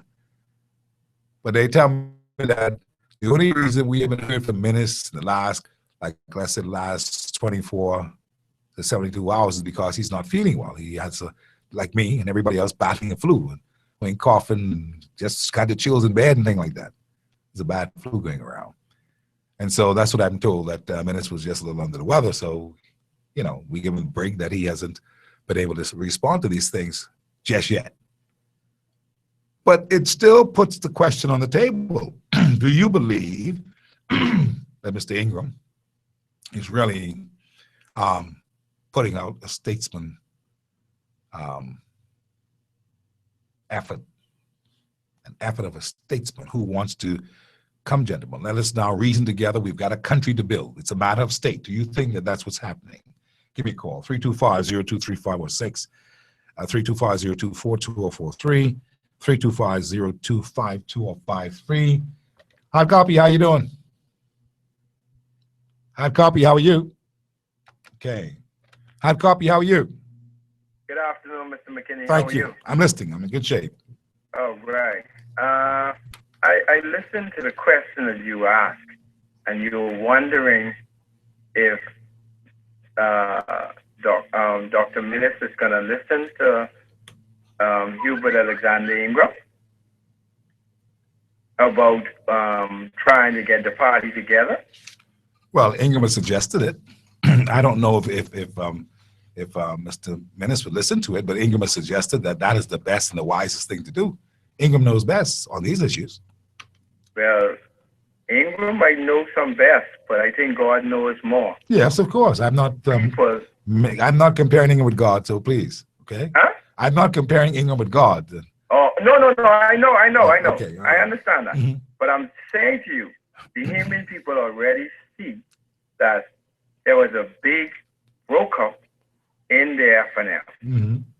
The PLP is saying they steady as she goes. I don't know where they're going, but it ain't gonna be steady with the Bahamian people. I can tell you now. I hear you. Because I am in the ghetto and I am on the ground and I'm listening to the people. And guess what, Mr. McKinney? If the gatekeepers can't get it together, the DNA can't get it together, I don't know what's gonna happen. But I know for sure the PLP ain't getting back in there. Not for the way they treat the Bahamian people. It ain't a slap in the face. It's like... Is the F&M, though? Huh? Is the F&M in a position to win it nonetheless, even though they may be perceived to be all kind of like wounded and limping and that kind of stuff? Boy, Mr. McKinney, that's That's a simple question. That's a simple thing. I mean, Ingram is suggesting that Loretta Butler and Richard Lightburn and Chippy and all those people, and that they and Rollins and all of those, that they are to be the ones to come with Minnis, or Minnis come with them, and they form themselves back into one big happy family. And he says, with that happening, they then, after forming themselves from the fractions that are split apart, they coming back together as one core. Then that particular core of F&Ms will then go and find the DNA and bring that core in. That sounds like a long shot, doesn't it? Sounds like a long shot, but sir, have you ever been betrayed before? Yes. I mean, and you try to mend back with all that betrayal. You try to mend it back a couple of times and you get betrayed again. Yes. Well, sir, getting stabbed in the back over and over and repeatedly. I don't care how hard you is. I can take that. Yeah, I understand it. Yeah, people. Okay. So you think that Menace? In other words, you say that Menace don't have time for that now. He's finished with that. Yeah, he's left that that's behind. not happening. But see, he is not fully he's not fully disposed of it, and that's why this thing is still in the air. If Menace had said definitively from weeks ago when I was saying it on the radio every day, if he had definitively said after he saw that Loretta them had no end game, which Rollins now admits, they had no end game. They just did something which turned out to be a stupid thing because they messed up the party. They ain't got nowhere to go. They're all looking for a home, and they want someone to feel sorry for them. Ingram has apparently felt sorry for them. And he is now saying to Menace and appealing to Menace publicly, because I'm sure that he's appealed to Menace privately, and Menace has probably been very stubborn because he's a very stubborn man, Menace is, and he ain't doing it. But then Ingram knows he needs to do that Menace needs to do it, to bring these people back together, because there's no money that's going to flow, and they are not going to have a good chance at beating the PLP. He knows that. Only and that's the experience. Families and lovers be interested in the money gathering from the PLP and the FNM. They don't need money. The Bahamian people looking for better living lifestyles and better things for the people, because money ain't gonna do it this last, and they didn't do it in the referendum, and it ain't gonna do it for that's true. For the election. Well, see, I want to tell you what they are thinking. For me, I believe that miracles are about to happen. As I told Leslie Miller and the other gentleman, George Capon, yesterday, just wait and see. This one is going to be about a miracle. I bet you any money in the world is going to be about miracles. Yeah, it ain't going to be about this money thing and all that. It ain't what they're looking at. Huh? It's not what these guys are looking at. No. Yeah. You know something, Mr. McKinney? I know education plays a very important part in this country, and we all about education. But I ain't gonna lie, common thing too. Absolutely. Plenty of that. The things what I see the PLP did, I think a 9-year-old would know better to do that to the Bahamian people and expect them to vote for them. Yeah, well, they really expect them to vote for them. I don't know. I think that the PLP has got to go and do some other soul searching. No, I think they've got to go and do some soul searching to come clean with a believable story for the Bahamian electorate this time. The convention was a good little party that they had, but it was not one that could convince the Bahamian public that they will throw in their lot with them. The last thing I have to say, PLP could cry, and ain't nobody can bite. Only the friends, family, and lovers would always to them convention and think they can bite. That's the people, they ain't biting with them. I hear you. I appreciate your call. Thank you much. Yeah. 325-023546 is how you can call me. I'm listening to you. My question on the table today is very simple. Hubert Minnis has been advised that he should go and bring all the factions together and become one big happy family before they try to present themselves as a united front to the Bahamian public or the Bahamian electorate. And Ingram is saying that we believe that Ingram is trying to say that, look, this is the only way that you can get people to look at you guys, and so go and do it. What are your thoughts, caller? How you doing today? Good afternoon, my brother. How you doing? Peace and love. All is well. You sound better. Listen, Steve. Well, I hope I sound better. Sound better. That thing that you have there, I'm going to tell you something tomorrow. Listen. You can bring me some. I can bring you something tomorrow, Steve. Listen. I hear you. Okay. You, Steve. I told you personally. I said, Steve, the show that Mr. Sayers was putting on was a flam. I told you his ideas were right. He was on the right track, but the wrong train. You went along with that. Yep. Now, Mr. Ingram, Steve, Ingram is just another smoke screen. Really? Minority, the people that people are thinking that the PLP are going to go in. You all are talking about miracles. Miracles been happening for so long. The completion is about to take place when the election is called. I see. The FNM have to implode so God can clear the track. The PLP, he then write them off. So do not be dismayed by what you see out there. The PLP can get their base because they're the people who they grieve in. See, what story could the PLP come to the people with? You hear the lies now they're perpetrating all over the radio about the citizenship and 500 and the extra 75 because the Bahamians ain't capable.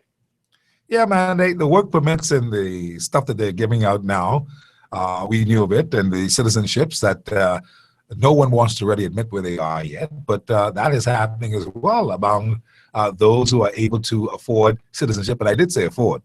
And all of that has to be something that Mr. Christie and them has to come clean with the Bahamian people. Another thing, Steve, to notice, you realize how many properties the Chinese are all around taking pictures of people's house, dilapidated house, breakdown house, taking picture. Then BC. I met a real estate agent today who, in fact, was moving around telling people don't sell. Don't sell. Do you know where this was? This was on East Street down there by Lily Valley Corner and places like that. And the what's the name of that street? Fritz Lane and places like that. You need to understand this. They are all over the place looking for anything that they could put their hands on. They try to buy. That's right. And the Bahamian people want to sell because, you know, they need some money. But hold on. If you buy this thing, shouldn't you be a resident? Steve, everything in that so-called hidden letter that was signed, that was given to the Mr. Christie government, everything in that is being revealed by itself, you know. Of course. We told you, just watch the times. Test it slowly but surely. Even the extra 25% more in concessions that people have not been listening to. All of that is going to come out, and all of that is coming out there, testing the water with it. But Steve, let me just say this to you, and then I'll go. Steve, God is going to allow everything with these parties to implode so that he can roll out the red carpet for what he wants done, Steve. My brother, I want you to believe that. Don't be dismayed by what you see there. The people that you see waving they pom-pom, they're the people who share our bad money with the PLP. They're the people who getting a piece of the extra $10 million that the Prime Minister put in the budget to go to his office. For what only God knows. Did NEMA ever tell anybody that they got money from the United States for the Hurricane Relief Fund? I don't know. I'll have to check. And my last comment is this. Who's in charge of NIB? Who was in charge of NEMA, just taking in the funds now that are being... Shane Gibson. Who was responsible for housing minister about 2 terms ago? Shane Gibson. They put in the rat to watch the cheese and they expect better results. If you want better, you will make a change. If you don't want no better, there's not much we can do, my brother. Well, keep passing your way tomorrow. I appreciate it. The Prime Minister believes in Shane Gibson, and Shane Gibson is a very, very good and capable member of Parliament and minister, and he's in Christie's confidence. And, so that's who the Prime Minister likes. He's reposed a lot of confidence in him, and that's why he's the one who's responsible for these things. That's all it is. At least that's all we're told it is, but we shall see, right? Good. Hard copy, how are you? Yes, Steve, how you doing? Peace and love, all is well. Yeah, I was calling a reference to Mr. Ingram trying to get Dr. Millis to reconcile with those rebels. Yeah. Did he reconcile with Tennyson Bell? Did he reconcile with Brownville? Tell Mr. Ingram, Mr. Millis don't need his advice. Okay? He wanted them to come out there to create more problems and we're so close to election. Yeah. Millis is doing the right thing. He needs to not allow them to come back. If they will come back, they will come back on their own, I feel, initiative. I see. But Mr. Millis, like he's begging them out. So you think that Ingram was up to no good then? Yeah, he was up to no good. What do you want Millis to take them back for? Okay, if that was him, if they didn't do that to him, then it'd have been finished. Now, long time. But you see, that's just it. Ingram is decisive. Millis is not decisive. As a result of that, Millis toyed around with these people too much. Allow them to stay in a position of perception that they are F&M members of Parliament in the House of Assembly and that they are controlling the opposition and that they have a right to do it that way. He didn't do anything to kill that thought.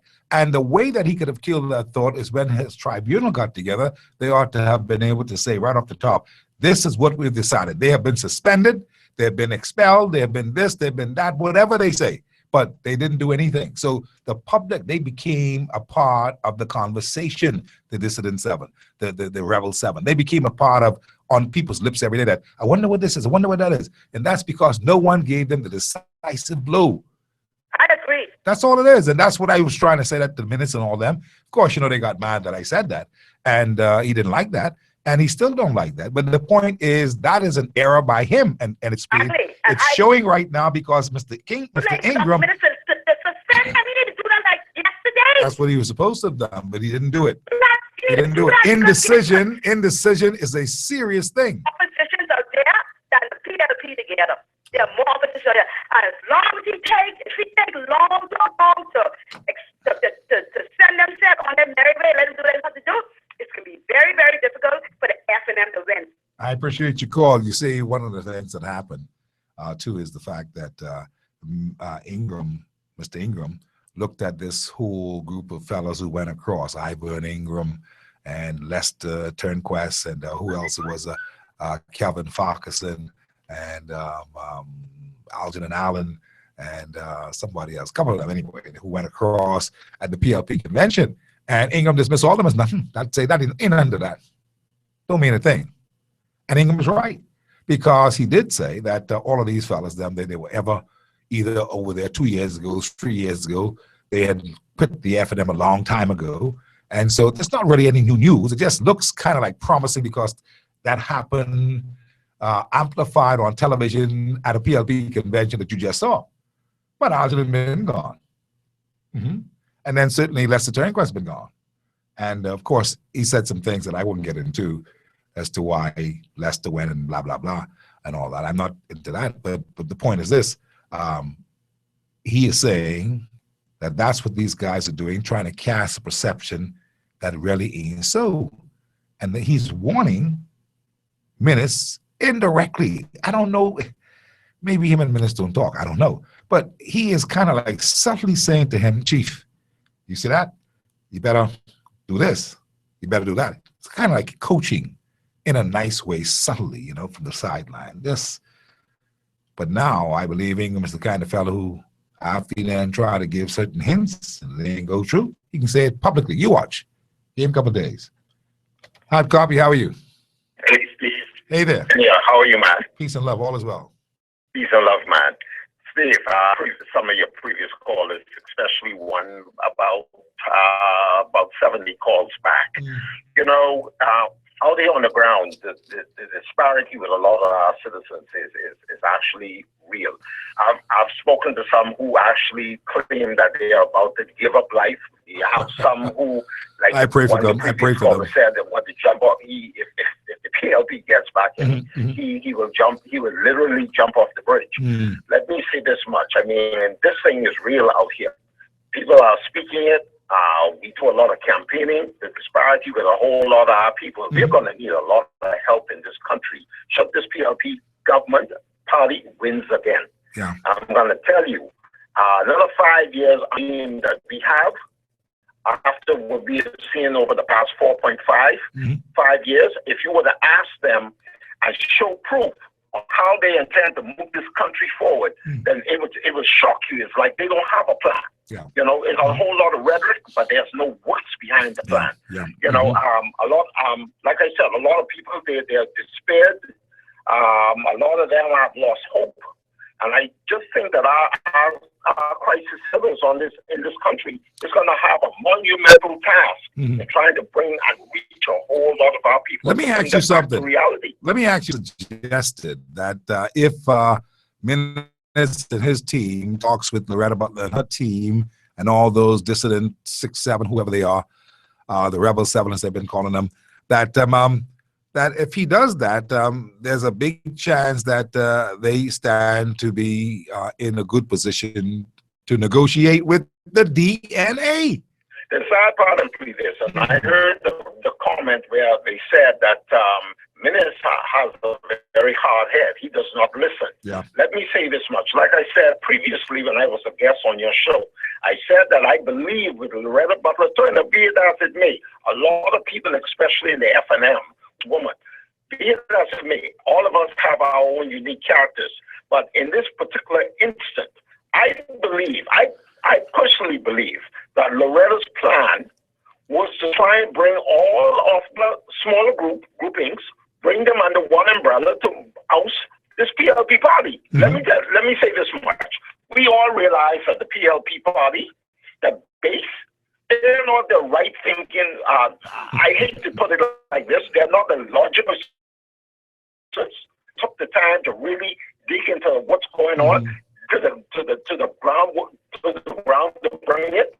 They're not thinking like how we are thinking. Basically, with the handle, the majority of them wanting something, and the government is giving them what they want. If it is to throw $20 at them, fine, they'll take the $20. If it is to take a T-shirt, fine, they'll take the T-shirt. But they cannot come around you and I with that type of stuff, because we will take that and throw that back in their face. So the base of that party is at that how Mr. Alcides even alluded to it when he was doing his speech. Yeah, that's right. You're right. He indirectly played that interactive kind of rhetoric game of having them misinformed in their involvement. And that is exactly the base that they have. Who, like I said, we have a future here to build. There's something bigger that we want from this country. But the guys on the bottom, whatever they can take right now, because things are tough with them.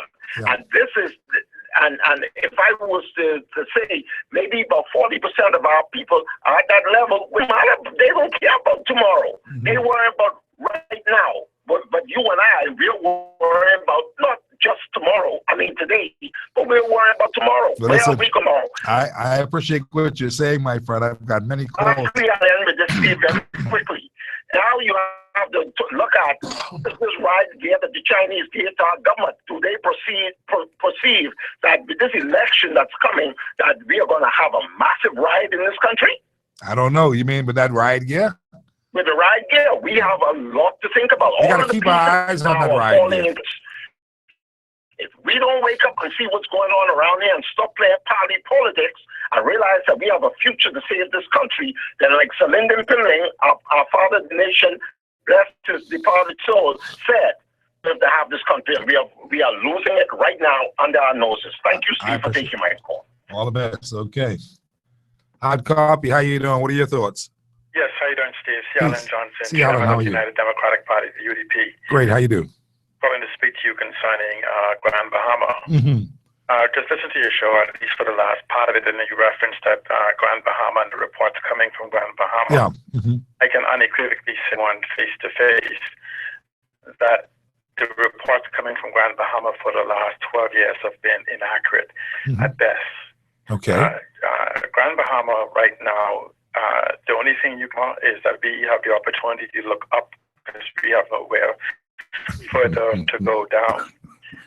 Even just recently, you had the Free National Movement come to Grand Bahama to basically lay a complaint in regards to the government of the Bahamas giving the very select group of companies, 17 of them at most, $100 million a year tax break, in spite of the conditions of Grand Bahama or Freeport in its proper sense over the last 12 years.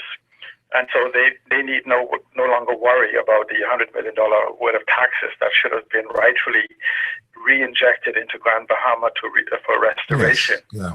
Clearly, the Grand Bahama Port Authority has failed Freeport and Grand Bahama as an extension, as himself has explained that he had to beg and pay them so that he could port in an area that's not even in Freeport.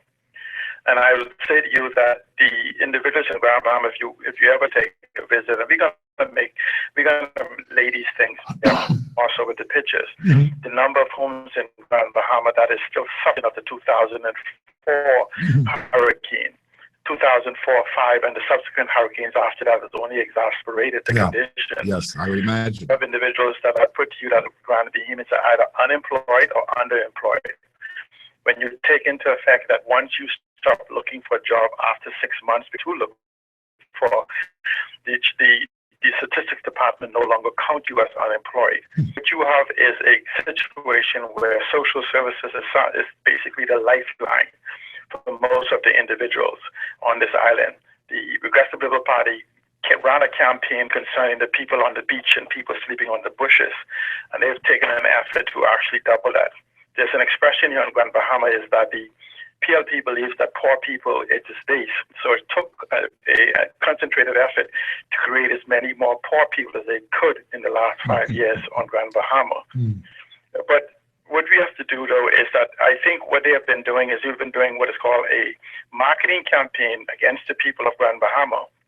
You're basically using ZNES, because if the individuals on New Providence or all the other outer islands see what they have done to the second city, leave it desolate, they would then understand that there's no hope for them if they would actually do this to a second most populous area of their city. Yeah. And so I would tell the people on Grand Bahama, on New Providence, do not fall for the marketing and the misconception. Grand Bahama is as low as it can go. It is destitute. The companies is closing daily. Unemployment is up. Homes are being lost, and the people have really no hope to look forward to the PLP or to the FNM. My Lord. And that's why we are happy to say that we, as the UDP, is becoming the moving force on Grand Bahama. Because as it stands right now, the PLP is dead, the FNM is on life support, and the DNA never arrived. And so essentially the UDP will begin to reveal its plan for the revitalization of Grand Bahama and the Bahamas as a whole. We look forward to it. I appreciate it, C. Allen. We look forward to it because the people in Grand Bahama need help. And I know that as sure as I'm sitting here, and I'm hoping that the people on the ground like yourself and many others will be able to gather yourselves in a big way to make sure that people can hear that resonates throughout Grand Bahama, that real help is coming, because there's some people. You need a change in philosophy and a change in your party. Something has to Let me happen. say this, Steve, but a lot of individuals talk about being on the ground. It takes more than being on the ground. What you have is individuals that believe in what is called first-person contact, first-person marketing. And so essentially, you sit on the ground and you talk to 10, 15 people of the 4,000 to 5,000 in these constituencies. But I'm happy to say that when you actually begin to have what is called a first-person marketing effect on individuals, you get to actually engage those individuals on a personal level. And what people are saying on the ground is not the reality as expressed. And I can tell you this exact same thing, because I was there in the Progressive Liberal Party when we utilized the infancy of this technology of engaging individuals. That's why you saw the results, what they said on the ground, the same people giving you the same results who they said in 2012. Again, is giving you the same guesstimate. And so what you have to do is that even technology has evolved, and there is an engaged Bahamian people that is well-informed and well-prepared to change government. I appreciate your call. Thank you very much. Let's take some more calls before our time is gone. Hard Copy, how are you? Hi there, Hard Copy. My question today is simple. What do you think of Ingram's involvement here? He's telling them that get these people moving, get these people registered. He's telling the Free National Movement, you got to find a way to work together and make this work. Otherwise, them other fellas named the PLP, they're going to stay in government with a minority lead, because of the amount of people who have registered so far to vote, and the numbers are still quite low. Hard Copy, how are you? How are you, Steve, today? Very good, thanks. And I hope you feel much, much better. Thank you so much. I hope I feel better too, because I'm just tired of this coffee. With the former Prime Minister, in terms of unity and unification of the FNM, right now they are very splintered. You already have 7 candidates. These candidates, the citizens in these constituencies are very familiar with. Very true. Very true. Good observation. The PLP have their act together. Even if it's an illusory act, you can't touch it, you can't feel it, you can't taste it. Together. Their act will deceive the very elect if it were possible. Very true. Very elect are the That's right. straight, right-thinking Bahamian people. If Minnis doesn't unify his party, and if they do not have a strategic plan, and what I call a strategic plan, spell SWOT, and the strength of this economy, look at its weaknesses, look at its opportunities and threats, and try to devise strategic strategy with different countries, different industries to form strategic alliances, then this Bahamas has no way to go. I perceive that we are going to be on the blacklist yet again, and in short order, if this country doesn't get its act together. Everything looks so dismal. And only God can intervene. And I would ask every leader or every person that is running for government to pray. Every citizen to pray and ask God when they go in that booth where to mark their X.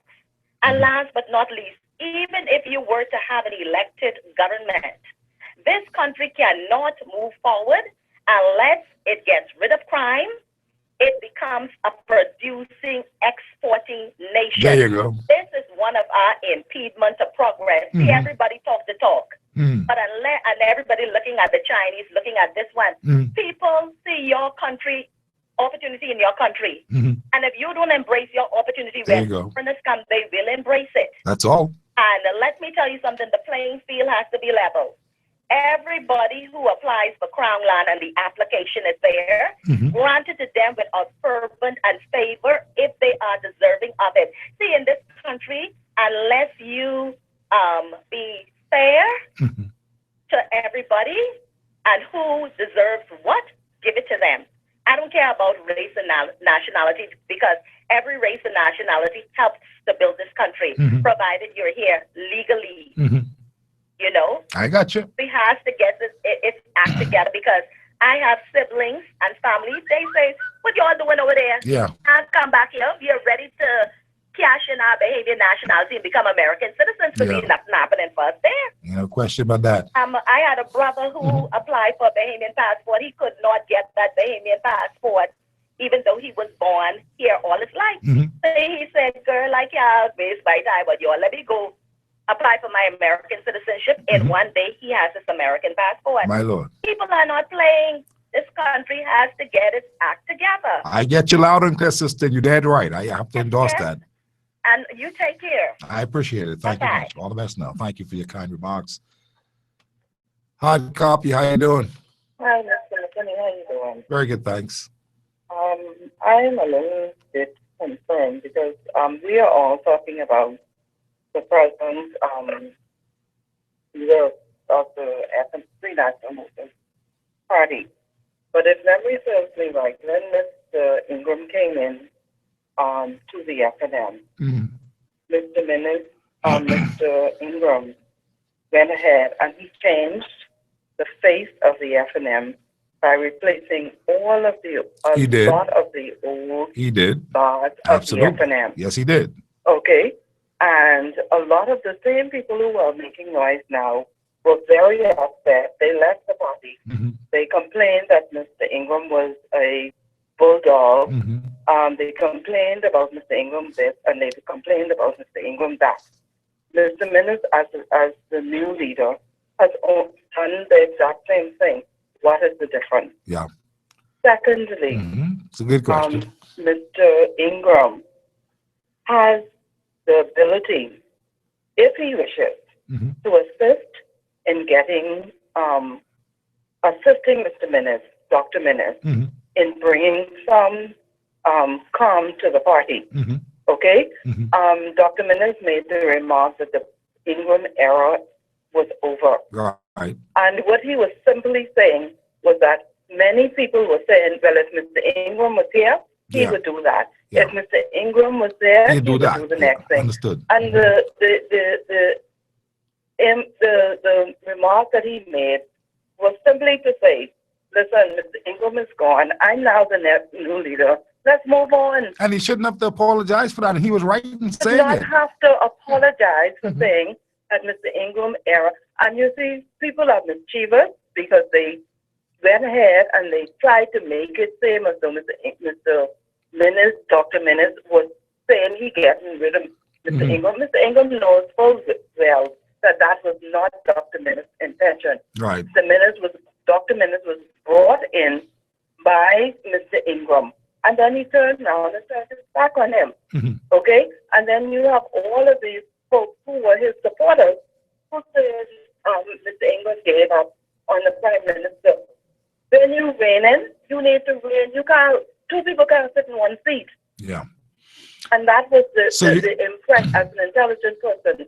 That is the interpretation that I got as a result of Dr. Minnis's remarks. I understand that. I remember the remarks because I interviewed him right after that. Over. And you found the mischievous one. Yeah. Making mischief out of it. One took it and carried it in a different light. But listen, I heard today, newspapers-wise, that Rollins was talking along the lines of these things, and he was basically saying that, you know, that these guys who stepped away did their own thing, had no end game, and that you know, that really they are without, and it's their fault. And he isn't part of that group.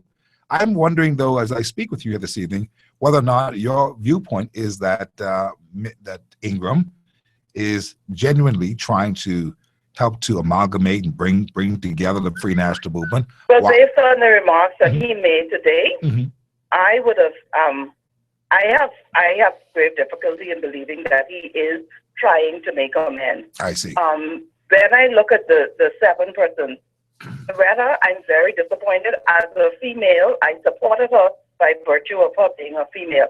But I am disappointed in the approach that she took. Okay? Let's look at what's going on. The present governing party, they are riddled with their issues. They don't bring that to the forefront. No, they don't. You don't know what's going on. This was Ingram's point. They have issues upon issues This was his upon issues. Okay? But as an intelligent person, I expected better of the 7 men, the 6 men and Loretta. Because the thing of it is, Dr. Minnis went through convention. He was returned as the leader of the FNM. Whatever your differences are, work it out, and then go to the public as a forefront. Yeah, well, you know. Like a spoiled child, because you can't have your way, then there's no way. Yeah. And that has to stop in this country. Well, let's see what happens. We're going to be praying and watching with interest, because I will tell you, this is not going to be a wonderful election. If it's lopsided, if it is not properly contested, it will just be a walk in the park in some cases for candidates of the PLP, and in many cases will be a dismal failure for opposition forces, because it's something just isn't working right. And that's why I believe that Ingram may have been genuine in saying, come, let's get these people registered. Let's make sure that at least you can give yourself a fighting chance, because the way things are going now, with the FNM being fractionalized and this one over that way and the one over the next way, and my no coming question together. is, what role has he played in fractionalizing the FNM? That's a good question. I can't answer And it. that is a question that many persons have asked. Yeah. Because one of the things, Dr. Minnis is the leader of the party. Dr. Minnis is not perfect like many others. Okay? You remember the bubble use and the bubble use when the previous leader was there? Right. They ridiculed him, he can't speak, the women there, so whatever. Yeah. But they rallied around him and they improved his standing in terms of his presentation. There were the 7 persons over the last several years where whatever portfolio they were responsible for, did you hear much of them? No. Now they're the ones saying that Dr. Minnis, don't do this, and Dr. Minnis, what were you doing? What role did you play? Yeah. Anyway, I got to run. I hear what you're saying. I put it under my hat because I believe it's there for good consideration that we ought to consider these things. Ingram probably is doing a job of trying to really bring it all together. I wonder, as I said earlier, what do the people think of Ingram's gradual move into the spotlight? It's a gradual move. Is it for the good? Is it for the good? Maybe Minnis is not as aggressive as Ingram and some friends had hoped he would have been by now.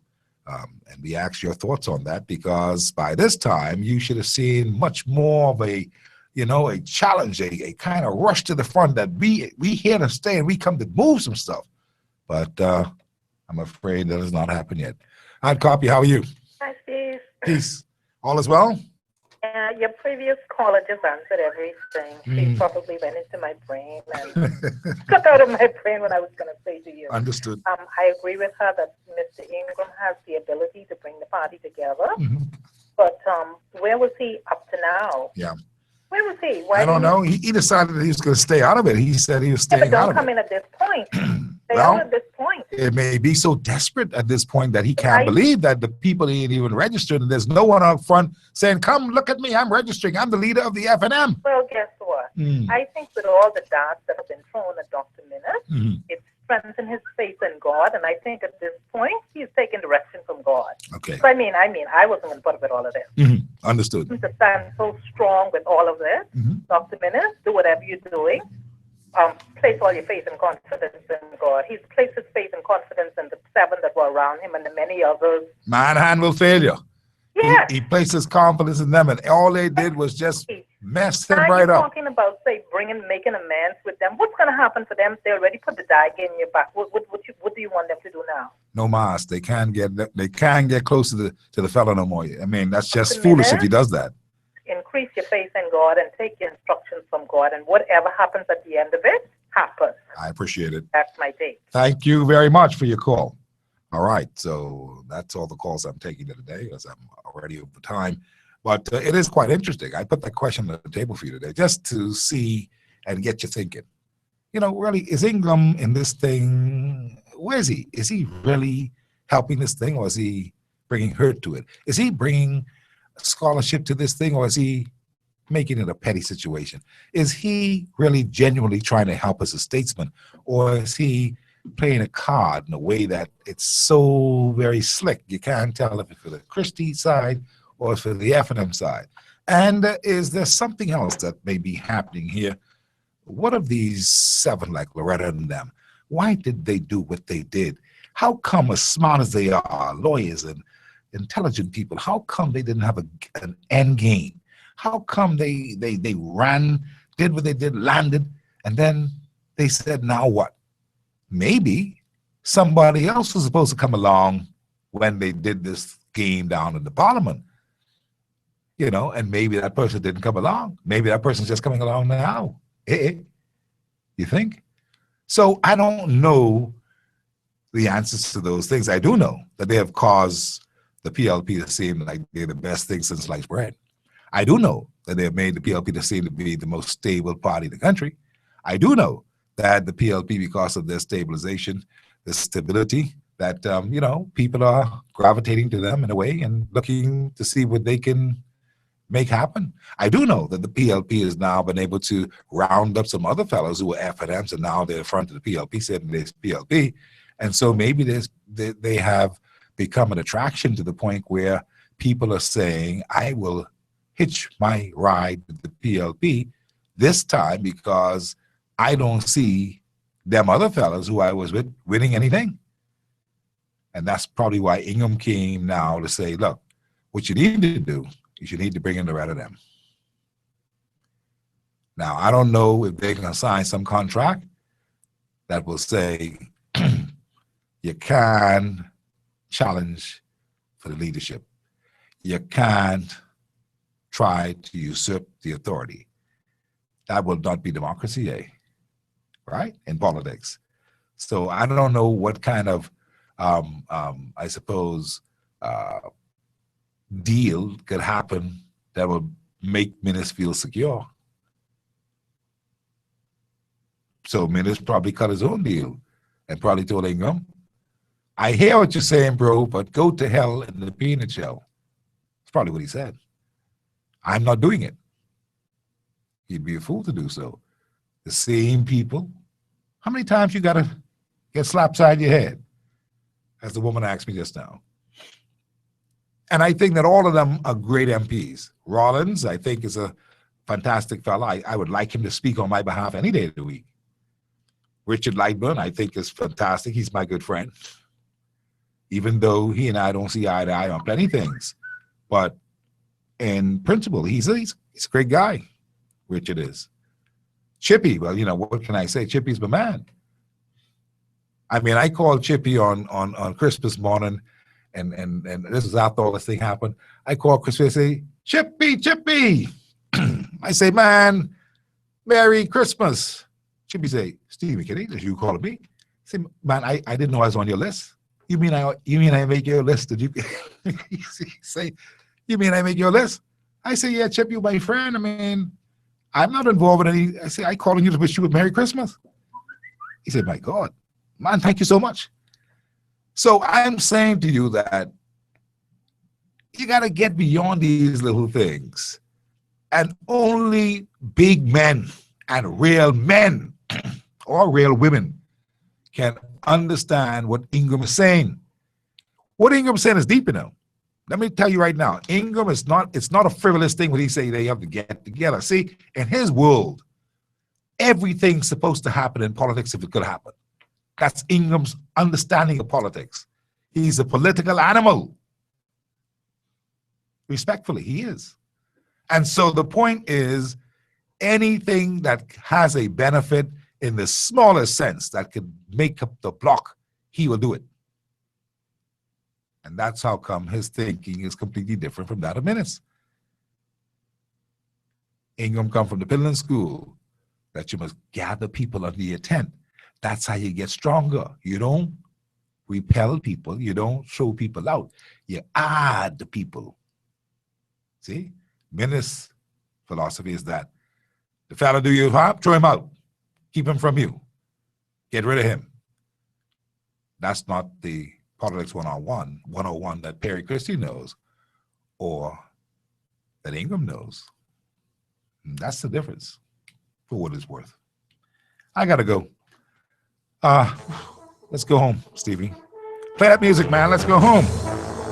Soup is on the table. And we thank so much for that and everything that we got here this evening from our many sponsors. Mount Tabor Inspiration Ministry of Tourism, Hajis, they are everything store, Commonwealth Bank, Rocky Farms on Seabreeze Lane, Cool Tech, Bahamian Brewery and Beverages, Kalina Insurance, Super Wash, open 24/7, Bank of the Bahamas, the Bank of Solutions, Super Value, the all Bahamian supermarkets, Show Bistro, Nassau Street, Advantage Insurance and Brokers, Ron's Electric Motors, Executive Printers, and the McKinney Media Group for the best results in advertisements. You want to check this first, we'll get it done for you. And they'll hear it right here on Hard Copy. And you will get great results every time. So that's our show for this evening. Our producer's been Stephen Arthur McKinney Jr. Esquire. And Odia, our coordinating producer today. We thank our earlier guests. And we hope to see you tomorrow right here, God willing, for another edition of Hard Copy Live. We'll see you then, God willing, tomorrow.